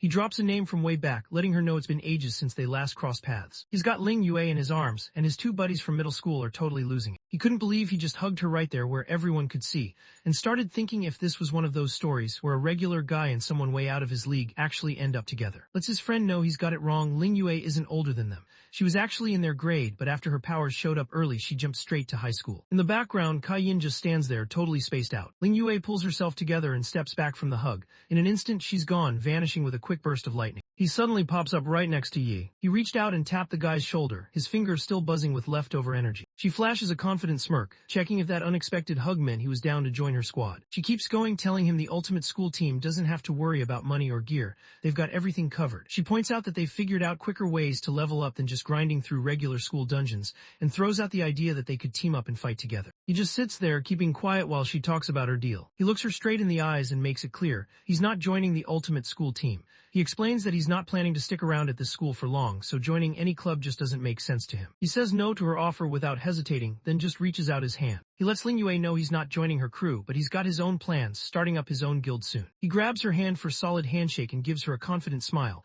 basically letting her know that when the time comes, they'll be ready to throw down together. Just as things are getting interesting, the vice captain shows up out of nowhere, rushing over and wanting to know what Ling Yue is even doing there. He lets everyone know that he's back, and the principal wants their whole squad to go meet up with them. Ling Yue turned to head out, letting you know they'd cross paths again during the training trip. She throws one last look his way before heading off, kind of letting him know they'll actually talk for real next time. She stops for a second before leaving, wondering why he acted like they had some history when they'd never even met before. He just stands there quiet, his face giving nothing away while she leaves. Stands back watching everything go down. His jaw tightens and you can tell he's fuming, but he keeps it all bottled up. As heads off, the whole group of students starts buzzing. Everyone is stunned that actually turned down an invite straight from the captain, then flipped it and asked her to join his own squad later. People start wondering how he even plans to pull this off. He's not even old enough, and starting a guild takes serious cash. Some people think he's just flexing, but there are rumors going around that he actually pulled off the highest score at the academy. One guy in the back notices that Ling Yue didn't really shut down his gutsy offer. As she walked away, Yi just stood there, thinking back on everything that just happened. Honestly, he never thought seeing Ling Yue again would go down like this. He thinks back to how the Divine Core ran things. Nobody shared their real info, and everyone kept their history to themselves. He had no clue Ling Yue went to his middle school. Thinking back, he realized he nearly missed running into her this time around. A real smile starts to show on his face. He realizes this random meetup turned out to be a pretty awesome birthday surprise. That night, Yi sticks to his word and takes Kai Yin and his old middle school buddy out for dinner at a barbecue spot. While they're eating, starts messing with his friend about picking the spot. The friend just shrugs it off and says you wanted barbecue anyway, so he only suggested this place. Things start to get real pretty quick. While they're chilling and flipping meat on the grill, looks over at Yi and wants to know if he's actually serious about starting his own guild. Chi Yin steps up looking a bit worried. He remembers hearing that this guy said he wouldn't be sticking around at school for long, so now he's curious about what's actually going on and wants to know what he's planning for high school. Takes a slow sip from his drink, totally chill. He lets everyone know they were right. After this training trip, he's planning to stick around in the Shanghai Nation. His friends can't believe what they just heard. Everyone's staring at him, thinking he might actually ditch high school to start his own guild. Makes it clear he's not quitting, he just wants to keep studying, but somewhere else. That's when everyone finally gets what he's talking about. He's actually aiming to get into the top-tier Divine Guild Academy over in the Shanghai Nation. Over at the hotel, which was seriously fancy, a white sports car rolls up to the front, stopping right where a bunch of guys in black suits are hanging out waiting. Inspector Lee stands with the others, nodding his head as he holds the car door open. Big dude with hair, a scar on his face, and a cigar hanging from his mouth hopped out of the car. Everyone knew right away this was Bing the of the Divine Guild. He just told his squad to move and walked into the hotel like he owned the place, his crew following right behind him. The hotel ballroom goes silent when Bing steps in with his squad. Everyone stops what they're doing. The whole vibe changes as soon as he shows up. Inspector Lee watches, face tight, he's clearly on edge. He locks eyes on something he totally didn't expect. Yeah, his dad is just standing there with his arms crossed, looking all confident. Right next to him is Inspector, tagging along. His mind just blanks out, he has no clue what's going on. He can't figure out how he's even involved in this. He should been out by now since his time behind bars was only supposed to last 15 days for getting violent. Walks up to a sneaky smile on his face. He lets know that drop double the cash for bail and they're their captain signed off on it, basically telling to just let it go and not stress about it. His jaw tightened. He couldn't believe someone just ignored the rules like that. He storms up to Jinwoo, clearly not happy, and wants answers. Like, why did they even bother letting him go if he just had to show up at this big dinner with Bing? Jinwoo leaned closer too, bringing up how got booted from the guild before over something small. Now, is seeing this rare shot as his big chance to slide back in and fix his rep with everyone. Rolled up looking pretty proud, holding out a bag stuffed with magic crystals. These things are basically rare loot from a demon cave. Wrapped up what he was saying, pointing out that since put all his family's stuff on the line just to get back in, helping him out wasn't really a big ask. The plan falls apart right away. Ling Sheng barely has time to react before Bing knocks the bag out of his hands and crystals go flying everywhere, scattering across the floor. Bing is heated, demanding to know who gave Ling Sheng access. Froze, barely able to get any words out while the towered over him. His face got tight with anger, lost it, yelling that the Divine Guild had the whole place reserved. He was mad about some random outsiders showing up and possibly exposing their secrets. It definitely set him off. His anger was so intense that both Jinwoo and just froze, faces going pale like they couldn't believe what they were seeing. Just hit rock bottom. He dropped to his knees, scrambling to pick up the shattered crystals, all while mumbling out an apology, totally embarrassed. He starts begging, but before he can even finish, Bing just rushes at him. He suddenly grabs the guy by the collar, not holding back at all. The steps right up to, his eyes glowing like he's ready to throw hands. He looks at like he can't believe this dude's got the guts to even try and bribe him, basically asking what kind of power or skill makes him think he can pull that off. He throws out one last harsh insult, then pushes Ling Sheng aside, basically telling him to grab his broken stuff and bounce. Lays down the law, no way that dog's ever getting back in the guild. Meanwhile, he's just left there on the floor, surrounded by all his broken crystals, looking totally defeated. Ling Sheng's whole face tightens up, and you can tell he's completely locked in, mad as hell. Blood runs down his knuckles as he grinds his teeth, clearly pissed. Out of nowhere, he slams his fist into the ground, smashing the last crystals to pieces. His eyes light up red, looking straight up dangerous. He couldn't handle how embarrassed he was. Rage just took over, and right then, he started yelling about getting back at everyone who disrespected him. Ling Sheng walks out of the hotel looking straight up intense. The vibe around him is dark, and you can tell he's not messing around. His head was spinning with anger, getting embarrassed like that had him heated. He's in his head, annoyed that nothing ever seems to go his way. With nowhere else to put all that anger, he's about to take it out on someone who can't really fight back. He suddenly remembers his wife coming back with groceries, and that memory just makes his dark thoughts get even stronger. He stands in front of their new apartment building, his whole body lit up with this wild red energy. In his mind, he's totally locked in, ready to take everyone out, no second thoughts. The mom's eyes fly open fast. Right away, she picks up that something's not right. Stood outside the apartment building, his eyes locked on his wife as she walked out. There was something intense in the way he watched her, almost like he was ready to do something wild. She freezes up and her groceries hit the ground when he steps up, his whole body glowing with this scary red vibe. He just stands there looking down at her and throws out a cold, messed up comment before leaving. Back at the barbecue spot, his birthday dinner was going strong until a bunch of dudes in serious official uniforms showed up and totally killed the vibe. The camera zooms in on a gold pin clipped to their cloaks, showing off the Divine Guild logo. He sits back and takes a chill sip of his drink, not bothered by anything going on around him. He nudged his friends and let them know that the guys who just rolled in were actually from the Divine Guild. Chi Yin lights up, turning to Yi and pointing out that if he makes it into the Divine Guild Academy, he'll be working alongside these guys. Then she remembers herself, grins and jokes that he could even end up being their boss. When his friend hears the news, he just gets quiet, realizing this dinner might actually be their last meal together for a while. Chi Yin doesn't let that vibe stick. She jumps in, basically saying she's not letting it end like that. She's set on grinding hard to get into the academy too, so she can meet up with him again. He stands off to the side, watching the guild members go by. Something just feels off, like there's this weird vibe he can't shake. He thinks back on everything that happened today. It's all been way too chill, like things are almost going too good. Notices things getting a little tense, so he switches things up and steers everyone back to the party vibe.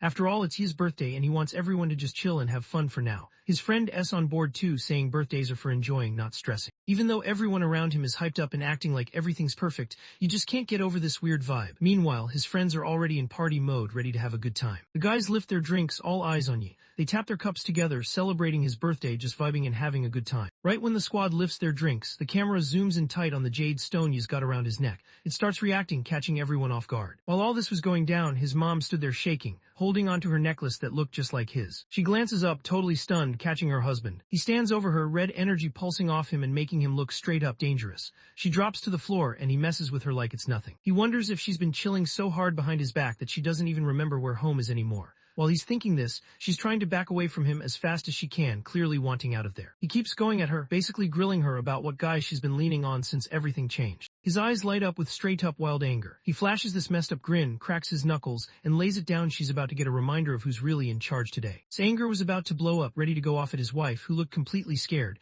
but then something on her wrist caught his eye, throwing him off. He started wondering where she even got that thing. The bracelet looks expensive and gives off this soft green glow. His wife just stands there totally frozen, eyes wide. He suddenly starts laughing like he's lost it, having come up with a messed up idea. He figures she probably got it from some other dude, which makes sense now. No way they'd be living in a place this nice otherwise. Suddenly snaps and swings at his wife, who's just on the floor trying to protect herself. Right as the hit is about to connect, her bracelet suddenly lights up with this bright green energy, throwing up a shield around her. Out of the light, two huge monsters show up. Threw a punch thinking he had it, but out of nowhere, this huge armored hand just grabbed his fist mid-swing and shut him down instantly. He just stands there totally lost, trying to figure out what even went down. Right in front of Smom, these two huge summoned beasts Yi and Kai show up, blocking the space between her and her husband. The Guardians step up, making it clear to Smom that she doesn't need to stress about. They're locked in and ready to keep her safe no matter what goes down. Right then, Yi's mom suddenly remembers something. Yi had once handed her that bracelet, calling it a Mother's Day present. He kept telling her she had to keep it on whenever he wasn't there. Kai, one of the beasts that just got summoned, didn't waste any time. Eyes lit up, he launched himself straight at, ready to go all in. Moves fast, dodging to get out of the way as that heavy purple energy swings right at him. He suddenly has to defend himself, going up against both Kai Warren and the other summoned beast Yu Warren all at once. Even though he's got some fighting skills, he just can't keep up. Kai lands a heavy hit right on him and it really knocks the wind out of him. He gets knocked back hard, sliding across the ground as blood starts leaking from a cut on his side. But instead of looking scared or hurt, Ling Sheng just grins, blood running down his face in this messed up smile. Red lightning started buzzing all around him, making it clear he was ready to let out all the anger he'd been holding in. This fight was exactly what he needed to finally go off. His eyes lit up with this wild energy as he started powering up, and that insane grin on his face made it clear he was actually hyped for the fight to kick off. He was kicking back with his friends, celebrating his birthday and having a good time, but out of nowhere, the vibe just got wrecked. He glances at the jade stone hanging around his neck. The second he notices it glowing, his whole vibe changes. He knows right away something's up with his mom. He suddenly gets up, leaving his friends behind, who are just sitting there totally confused. He doesn't explain, he just dips because there's something he needs to handle. He bolts out of the restaurant, telling his friends he'll return quick. They just sit there, surprised, not really sure what just happened. He steps outside and instantly grabs his phone. He hits up Sheng, wanting to know if there's any news on the info he asked for earlier. On the other end, pretty much confirms what Yu was dreading. His dad just got out of prison earlier than expected. Turns out, right after getting released, showed up at a party that's dad was having, but things went sideways and he got embarrassed and kicked out. Wraps things up, pointing out that once walked out of the hotel, nobody knows where he went, as everyone processes this. He tries calling his mom, but nobody picks up. Right then, he knows she's not okay. It's in the alley, putting the puzzle together. It hits him. His dad got thrown out of a hotel that's basically right next to the new place he just got for his mom. He knows that if his dad runs into his mom while he's this angry, things could get really bad for her. He's locked in, hands squeezing the bike's handlebars tight, pushing himself to go even faster. He jumps on his bike and takes off into the night, laser-focused and pushing the pedals hard. He's rushing to get home, locked in on saving her. He was rushing back home, his mind spinning with worry. He kept thinking about how he'd left his summoned beasts, his nameless brothers, there to watch over his mom. Even with that, he couldn't shake off this uneasy feeling. Things look rough in the apartment. He's standing there, red energy all around him, staring down at Chi, who's already taken out. He's not impressed at all. He sees this and gets that gut feeling he was right. His summons just aren't strong enough to slow his dad down. He knows the rest of them won't last much longer either. He steps up as the last line of defense, blocking his mom and making sure she stays back while closes in. Is seriously strong, like next level strong. Sheng stands there with a smug look, his eyes kind of wild as he just brushes off the protector's moves like it's nothing. He was down to his last shot, so he just went for it. Kai Warren, beat up and barely hanging on, reaches out and grabs Leg, trying to hold him back. Ling Sheng gets interrupted and isn't having it.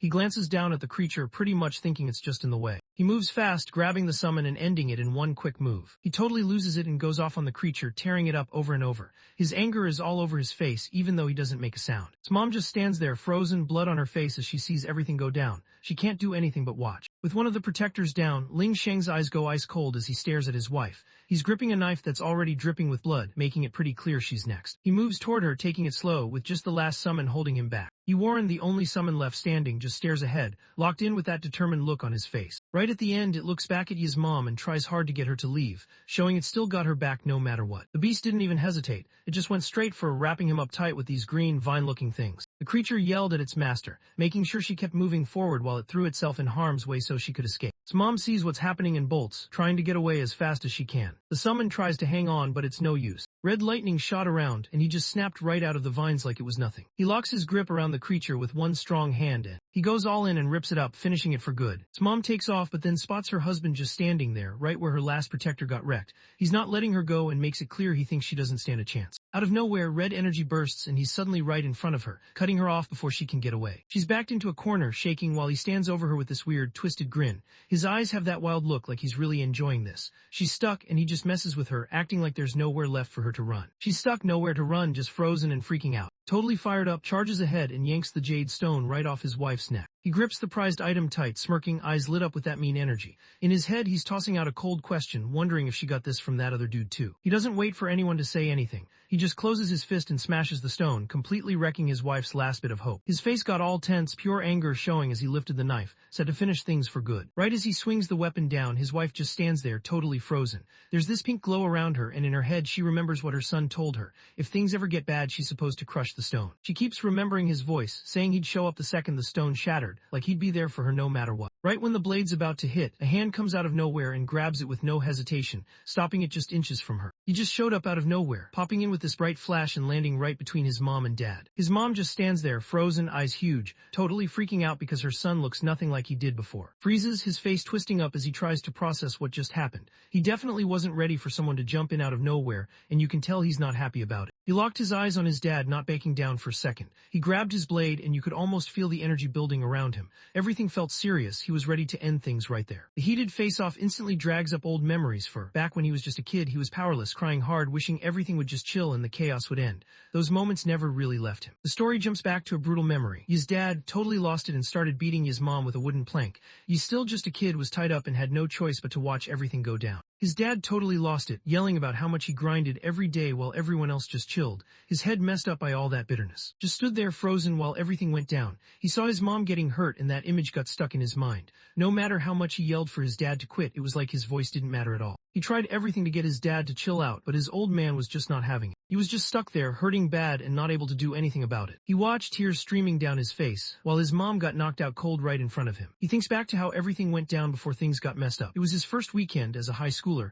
and his mom decided to take him out to an amusement park. They ended up staying out way later than planned, totally forgetting to let his dad know they'd be back late. That day, his dad came back home after another job search didn't work out. As soon as he walked in, he let out all his anger and stress on the family. Right then, it was like the dark side of his dad finally broke out and took over, while his mom stepped in to shield him one final time. His dad finished it, beating her to death right there while he watched. After seeing something that messed him up for real, Young Yi clenched his jaw, trying to hold it together even though his mind was spinning and the pain hit hard. Something snapped inside him and suddenly he was way stronger than before. That rough moment pushed him to level up again. He upgraded his weak green tier nuclear warrior job into the legendary platinum tier nuclear holy swordsman. Everything from his old life came crashing back, hitting him hard. Overwhelmed by sadness and the wild power taking over, he couldn't hold back and just rushed straight at his dad. He snapped and just tore himself loose from whatever was holding him back. He reached for the chain that was holding him down and looped it around his dad's neck. He totally snapped and ended up choking his dad until he was gone. But even after all that, he didn't feel any better. His dad was gone, but his mom was never coming back either.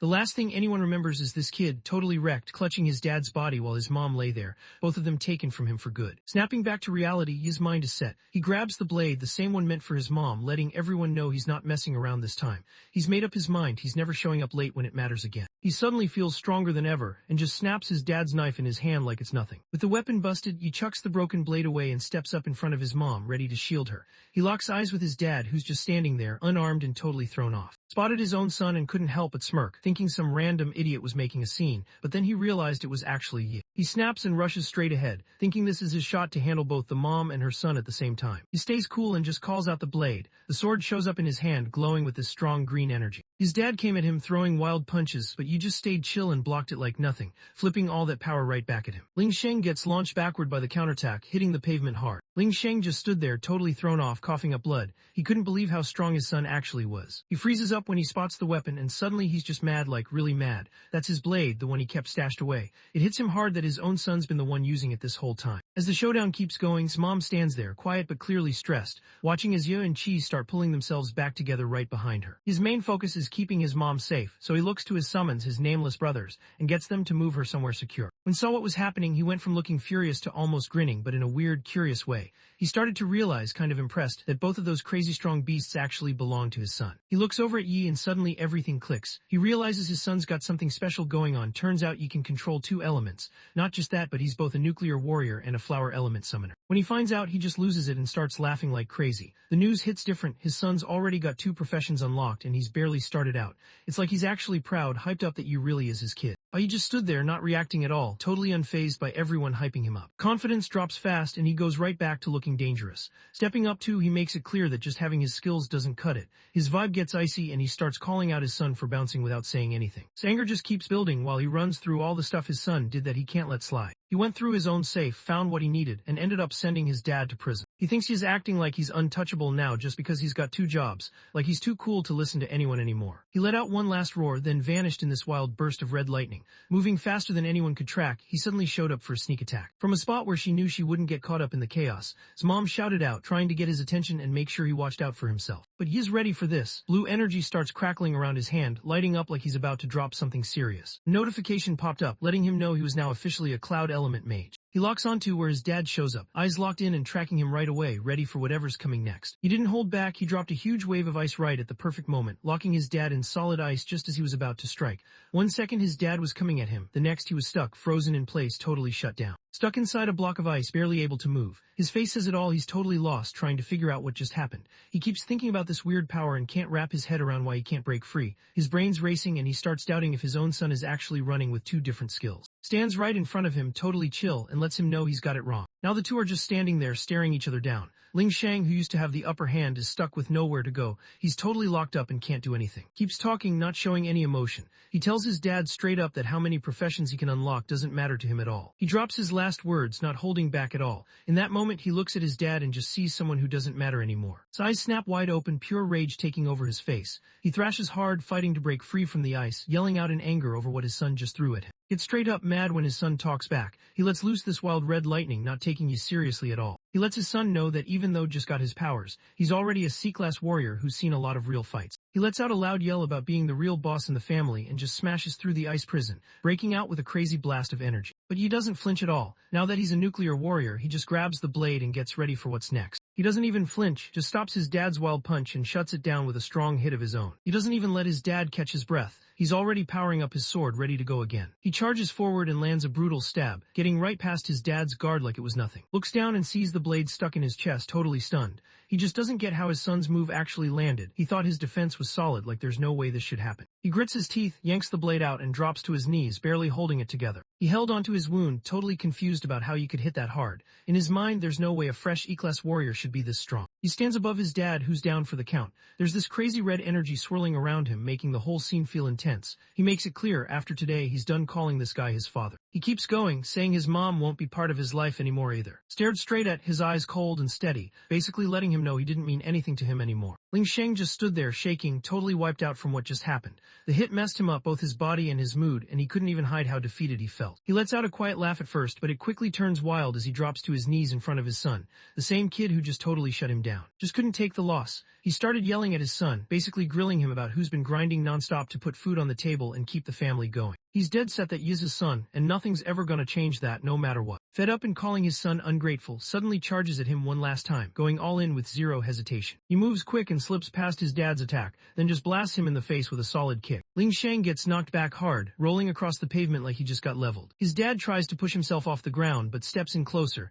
not giving him any room to recover. Ling Sheng swings hard again, but his son dodges it without breaking a sweat. Ling Sheng couldn't take it anymore and just let out a loud yell, totally fed up. He's just standing there, confused about why none of his attacks are working. He spots his chance and just goes off, throwing punches so fast his dad can't keep up at all. Barely manages to stay on his feet, blood dripping from his mouth. Even though he's supposed to be a C-class red tier warrior, he can't wrap his head around how he just got wrecked like that. He steps up and just yanks his dad by the hair, staring him down and basically wanting to know if he ignored what was said earlier. He stood there, his face all scrunched up with anger, letting his dad know straight up that he didn't stand a chance against him. All those old memories came rushing back to the rough years when his dad would go off on his mom, and Little couldn't do anything except sit there, tied up, and just watch it all happen. It messed him up seeing that as a kid. Looks back and realizes his dad used to take out his anger at home, picking on his own family because he couldn't stand up to people outside who were tougher than him. To him, his dad's just a loser who can't do anything right. He kept replaying the memory of his dad slamming his head into the ground. Back in the present, he just yanks up by his hair, not holding back at all since already looks wrecked. He's yelling, saying there's no way anyone should call him a man. He just loses it and slams his dad's head hard against the pavement. His mom stays back, keeping herself shielded by the creatures she called up. She's clearly scared, barely managing to say her son's name as she watches everything go down. Was down, flat on the ground, looking up at his son.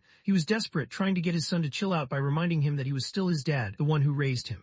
He hoped pointing out their family connection would make his son think twice before doing anything else. Hearing about family just made he even angrier. His eyes turn icy and he just looks mad serious. He grabs his dad by the collar and just starts yelling. He wondered if his brother ever even thought about their family while throwing punches. Can't seem to shake off the memories of how rough his dad was. Even now he remembers being 7, his dad yanking his ear while he tried not to cry. That stuff really stuck with him. He started slamming his head into the wall over and over. He thinks back to when he was desperate, admitting he messed up, while his mom, scared out of her mind, tried to get her husband to chill. None of it worked. His dad yanked even harder, tearing off part of his ear. The pain hit him all at once and he couldn't help but scream. His anger just keeps building as he remembers how things never let up, not even after his ear got ripped. He can't help but think back to all the times his mom took hits too. Ever since he was a kid, his mom was in and out of the hospital almost every month because his dad would just snap over anything, bad food, bad mood, whatever. Blames his dad, feeling like every bit of his old man's stress landed on them. He's sure that thanks to his dad, normal days were never really a thing for their family. He slams his dad's head into the ground one last time, putting everything he's got into it. He stands over his dad, who's completely wrecked on the ground.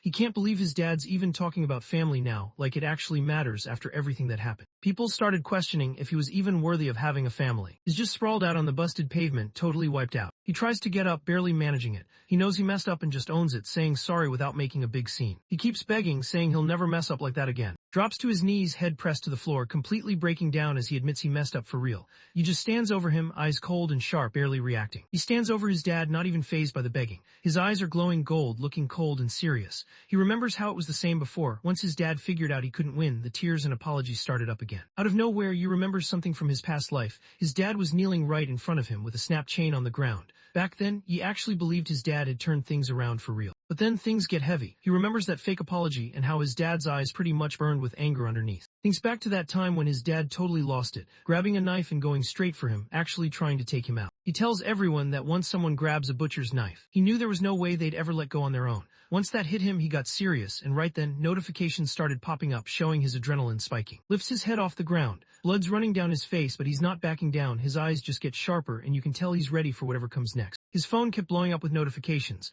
and as his adrenaline kicked in, his ultimate move, Sanctuary, started leveling up. He stands locked in, golden light blazing around him. He grips his blade, locked and loaded for that last big move. He gets another ping on his screen. Turns out, he just unlocked a new skill called Binary Judgment. Gets ready to go for it, but his mom suddenly calls out, reaching for him like she's trying to pull him back. Kind of laughs to himself, not buying the whole idea that a criminal can actually change. In his mind, it's just safer to make sure his dad never gets the chance to mess up again. He swings his blade, and golden energy just blasts out, slicing through the air like it's nothing. His dad gets his tendons cut and just loses it, yelling out in pain from what just happened. Was down bad, sprawled out on the ground with blood everywhere. His tendons were trashed and the pain had him crying out, totally wrecked. Completely scared and falling apart, tries everything to save himself. He keeps bringing up that he and Yi are father and son, hoping it'll make you stop. Nobody listens to him at all. He just keeps that cold, locked-in look, not budging an inch. He switched up to his Cloud Mage class and called out an ice shard. He just locks his dad's mouth shut, cutting him off instantly. His face goes cold as he lifts his weapon, ready to finish things for good. He remembers taking out his own dad in his last life, so doing it again doesn't really faze him. He was just about to go for it when someone's voice came out of nowhere, telling him to stop.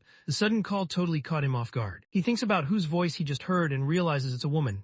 One of his summons, Yi Warren, was standing right behind his mom, ready to back her up. Since Yi Warren was a flower element summon, it was basically sending his mom's voice straight to him. His mom shows up through the summon, basically begging him not to end up like his dad. She reminds him his dad already lost everything that ever mattered to him. He stops for a second and glances back at her. Her words actually get through to him and you can see his face change. He's not as tense anymore. When his mom shows up through her summon, she lets him know that his dad's stuck living with regret and resentment every single day now. That alone is the toughest punishment he could get. His face gets tense, but she keeps going. She really doesn't want to watch him turn into another messed up person in their family, not again. She can't stand the idea of him ending up stuck in some dark place later on. Suddenly, you remembered something rough from his last life that still stings. He ended up locked away for taking his dad's life, stuck in prison for the rest of his days. His mom's words and that memory just stick with him, weighing him down. He straightens up, eyes locked in, and lets his mom know he gets it now. He looks over at his dad, who's literally stuck in ice, and makes it clear he's not going to end him, but there's no way he's letting him near them again. He holds his glowing sword tight, about to pull off a move he already knew from his past life. He fires off his Binary Judgment skill, sending out this bright cross-shaped slash of gold energy that just tears through everything in its path. It's built to wipe out the awakened powers of anyone who's the same rank or weaker. The attack hits hard, and right after, he gets a message saying his awakened power is gone. Stood above his dad, who had lost all his strength. He slid his weapon back into its place and laid down his last order. His dad has to pack up and bounce out of the city by tomorrow, and he's not allowed to see his mom ever again. He heads over to his mom, who's got her summons guarding her, and drops one last warning that's honestly kind of cold.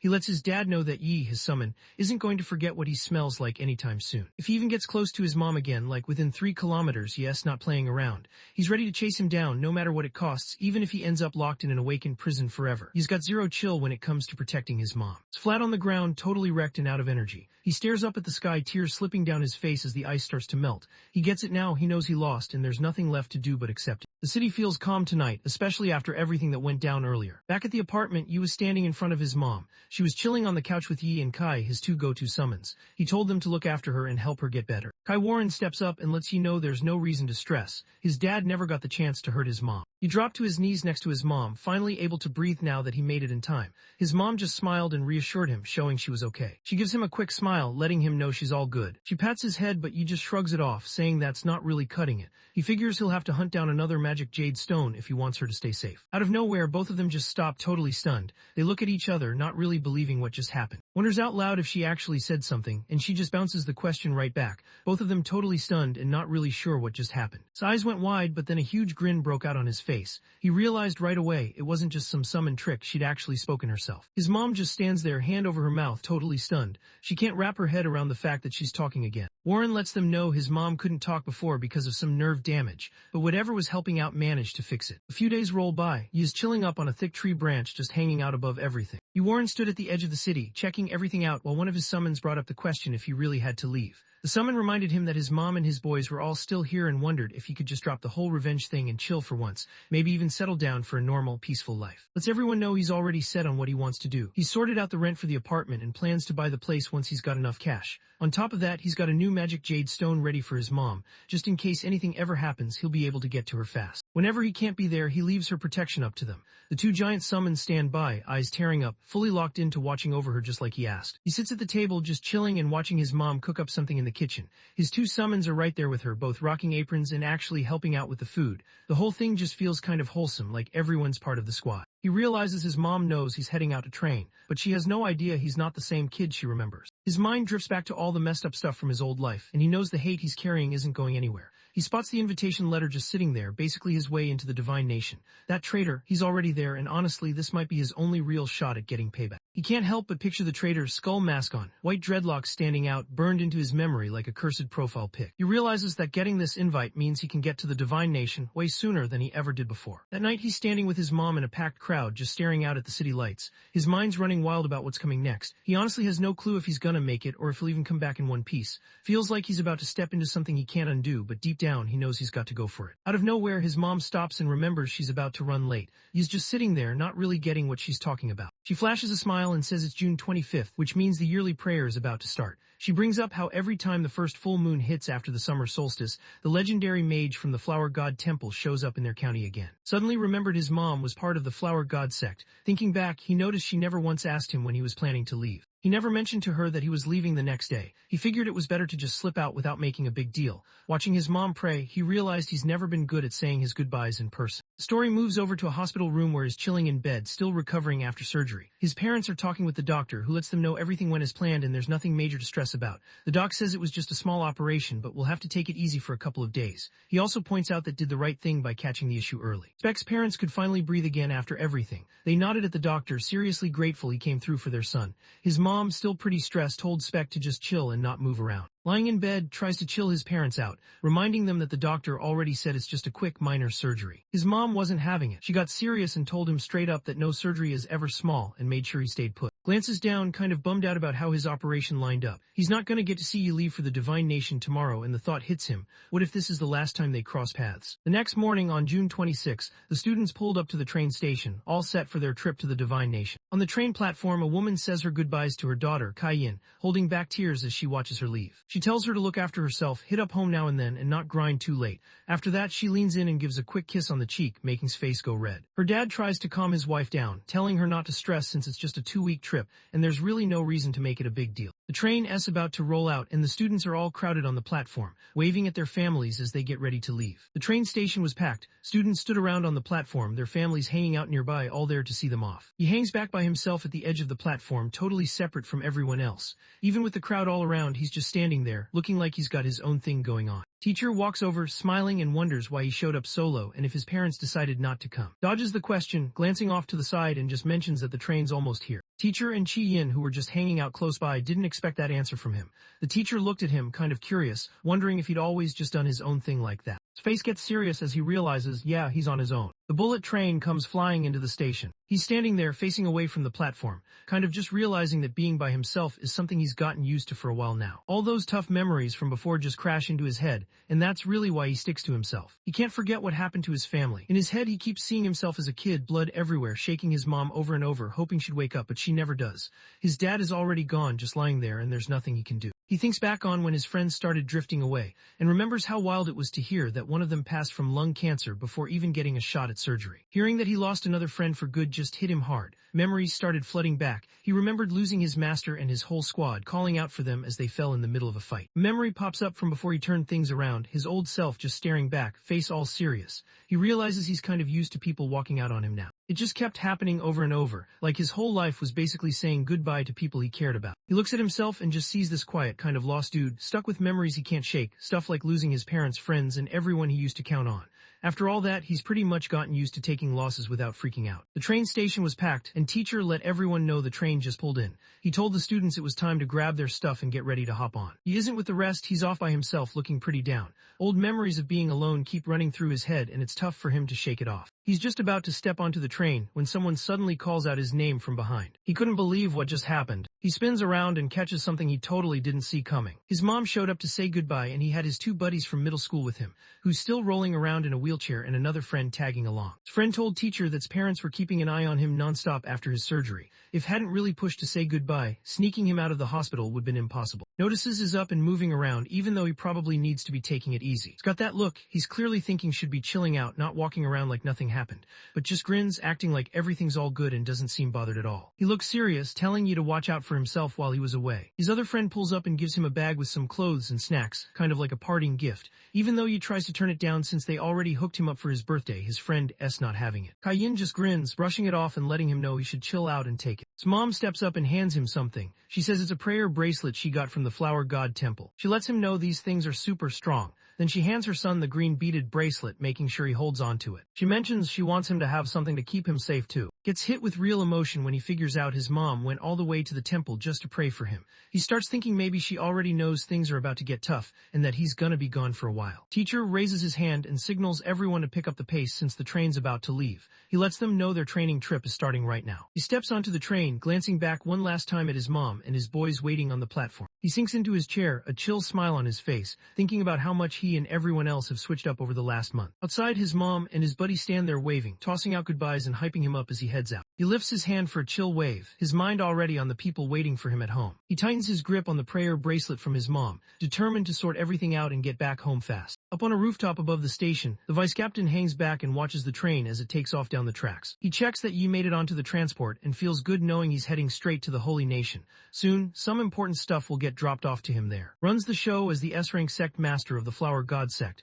After checking if there's anything else he needs to do, he figures it's all on you from this point. Sits on the train playing back what he just heard in his head. The stuff that was said is still stuck with him, and he can't help but zone out for a bit. Chi Yin, standing next to him, lets him know that the top squad already dipped early to sort out their sea crossing stuff. She's hyped, telling him they're about to hit the edge of nation, and right past that is the Holy Nation. Teacher heads down the aisle, kicking off the trip for real. She lays out what they're gonna do. Since it's a whole day trip just to get into the Holy Nation, they'll crash by the border for the night. Before that, they're running a field training exercise to get ready. Chi Yin glances at Yi, obviously worried about him. A couple rows back, Zai Ling is chilling with this evil little grin, totally up to something. He figures he's in for something wild at the border training, almost like a main event just waiting to kick off. The train was flying down the tracks and everyone could tell they were almost there. The students got the heads up, they were about to roll into the Holy Nation. Teacher gets the class together and tells everyone that their world exists because the gods made it, and those same gods still look out for them even now. She breaks down how the god families basically run everything, holding all the power. The Holy Nation is where two gods and their families live, so it's their turf. She makes it clear to the students that messing around isn't an option, they've got to follow the gods' rules or things will get bad fast. Just sitting there, clearly heated, and every time the gods get brought up, you can tell it really gets under his skin. Teacher starts laying out how to get in, breaking down the 3 checkpoints everyone has to pass to go from the nation to the Holy Nation. She points out they already cleared the first checkpoint, so that part's done. He got on the train using this exclusive pass from the Divine Guild. She points out that the next stop is the border station, which is exactly where they're pulling up now. Everyone has to sign up and get through a full security check here. Getting through these checks isn't quick, they go all out and it takes the whole day, so they won't actually set foot in the Holy Nation until tomorrow. The crew's journey kicks off with this waiting period. It's the first thing they have to get through before real training even starts. The group gets brought out to their training spot, which is just some wild area near the edge of the nation. When June 27, 2105 rolls around, they kick off their combat training for real. He's rocking the new clothes his friend hooked him up with, standing there with the rest of the group. Chi Yin walks over, smiling, and points out how the outfit really makes you look older. Everyone around starts to notice him. Two girls from the high school side catch sight of him. One nudges her friend and points him out as the guy who turned down the top school team, while the other just can't help but mention how good-looking he is. The group heads over to him, and one of the girls checks if he's who she thinks. She brings up how word got around that he just broke the academy's all-time high score. The girls start messing around, trying to get his attention, and hint that they want to tag along with him while he trains. He barely reacts when the two older girls try to get his attention. He just lifts his hand, shutting them down without saying a word. The girls just laugh it off, actually finding his cold attitude kind of funny. As he heads out, he's zoned in on his own plans. He realizes the monsters around here are way too weak for him at this point. Now that he's hit C-class, leveling up is a grind unless he figures out a new strategy. Right then, this guy in a sharp suit walked up to the girls like he owned the place. He started bragging about being top of his class too, acting like the school's monster tests were no big deal. According to him, the real monsters outside were on a whole other level. With his arm casually around a girl, he just throws a wink, acting like real fights are where you actually see who's got game.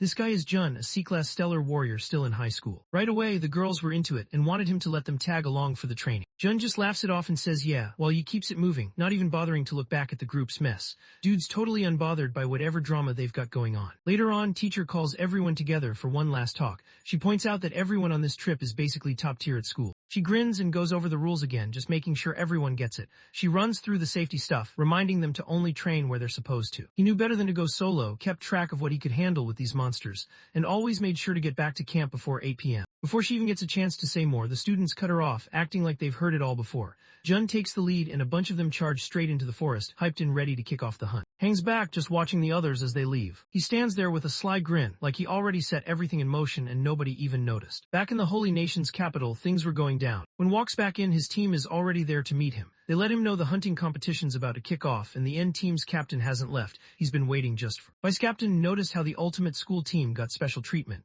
They didn't have to wait around or deal with any security stops. They just rolled in behind the train and went straight through. Bing, cigar hanging from his lips, glances at the guy next to him and tells him to head over and chill with the rest of the crew. Turns out the guy standing there is actually his son Sheng. He's clearly on edge but still nods, showing he's down with what's happening. Out in the wild, training had already started. Took down this lizard-looking monster with one solid glowing punch, didn't even break a sweat. He stands over the E-class beast, totally owning the moment while this red aura goes wild around him.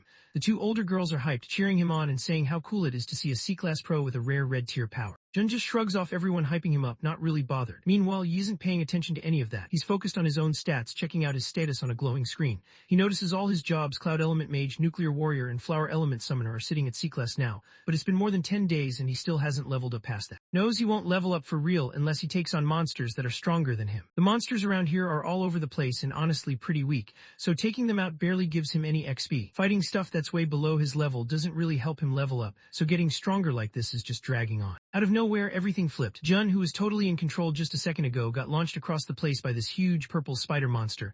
Turns out it was a D-class flower warrior. He and the two girls totally freeze up when they see just how strong the creature is. Jun, beat up and freaking out, drops to the ground and starts calling out, hoping someone will help him with the poison. He started yelling that what they were facing was actually a D-class monster, completely unsealed and out in the wild, running at full strength. After handling the rest without breaking a sweat, the giant spider monster locked onto Yi and rushed straight at him.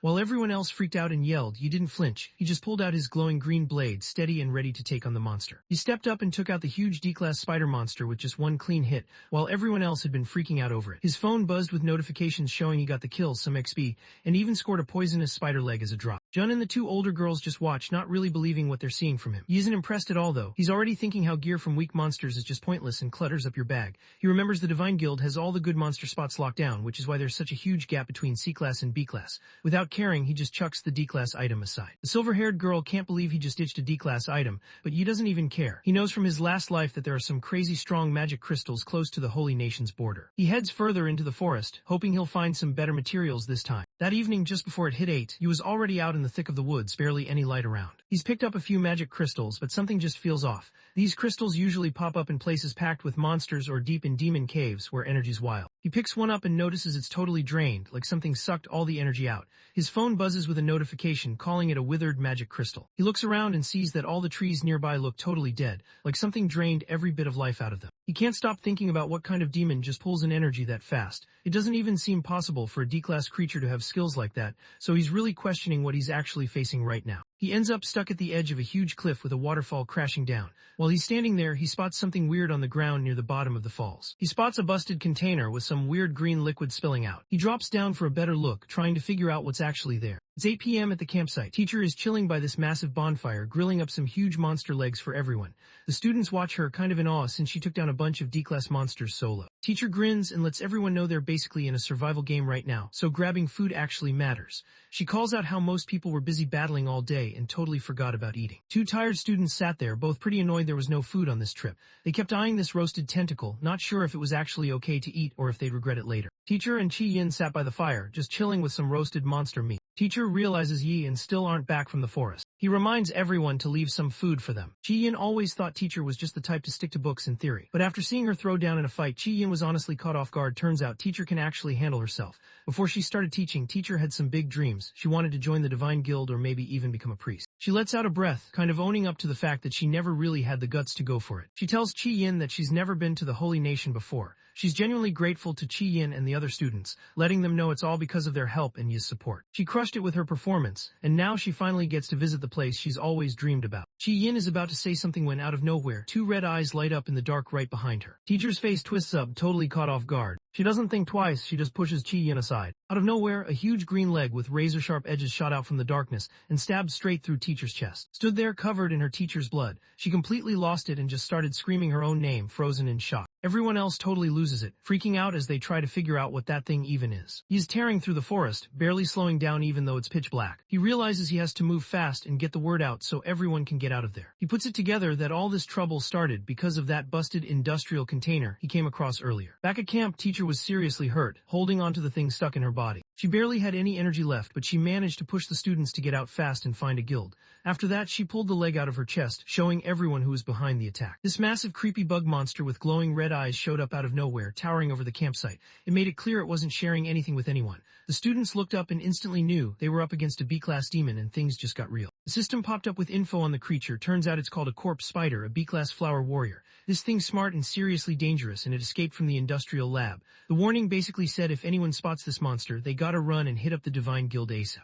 Lately, I've had a strong addiction to watching manhwa and manga recap videos. Every single day, I find myself binging one after another, losing hours and days doing absolutely nothing productive. And honestly, it's getting out of hand. So, maybe we can make these viral videos too. I mean, look at the views, the growth, the community these creators are building. It looks simple, right? But that's a trap. You go down this endless rabbit hole, spending money, losing sleep, hiring editors and writers from Fiverr and Upwork, and still feel like you've been robbed. Because don't forget how emotional the YouTube algorithm can be with making videos go viral. It's unpredictable, especially when the market's saturated, competition's relentless, and somehow other creators are dropping 10-hour videos daily while you're stuck trying to finish one. That's when I realized something had to change. So, I built the solution, the Webtoon Narrative Suite, a complete one-click system that handles everything from cropping, script narration, text-to-speech, image processing, and full video generation in one smooth process. Save money, reduce hours of work, and have a tool that only gives you straight results. Click on the link down below and experience it for yourself. And if you want even more tools to supercharge your YouTube recap journey, visit my Ko-Fi and Patreon pages where I drop weekly new tools designed to keep you ahead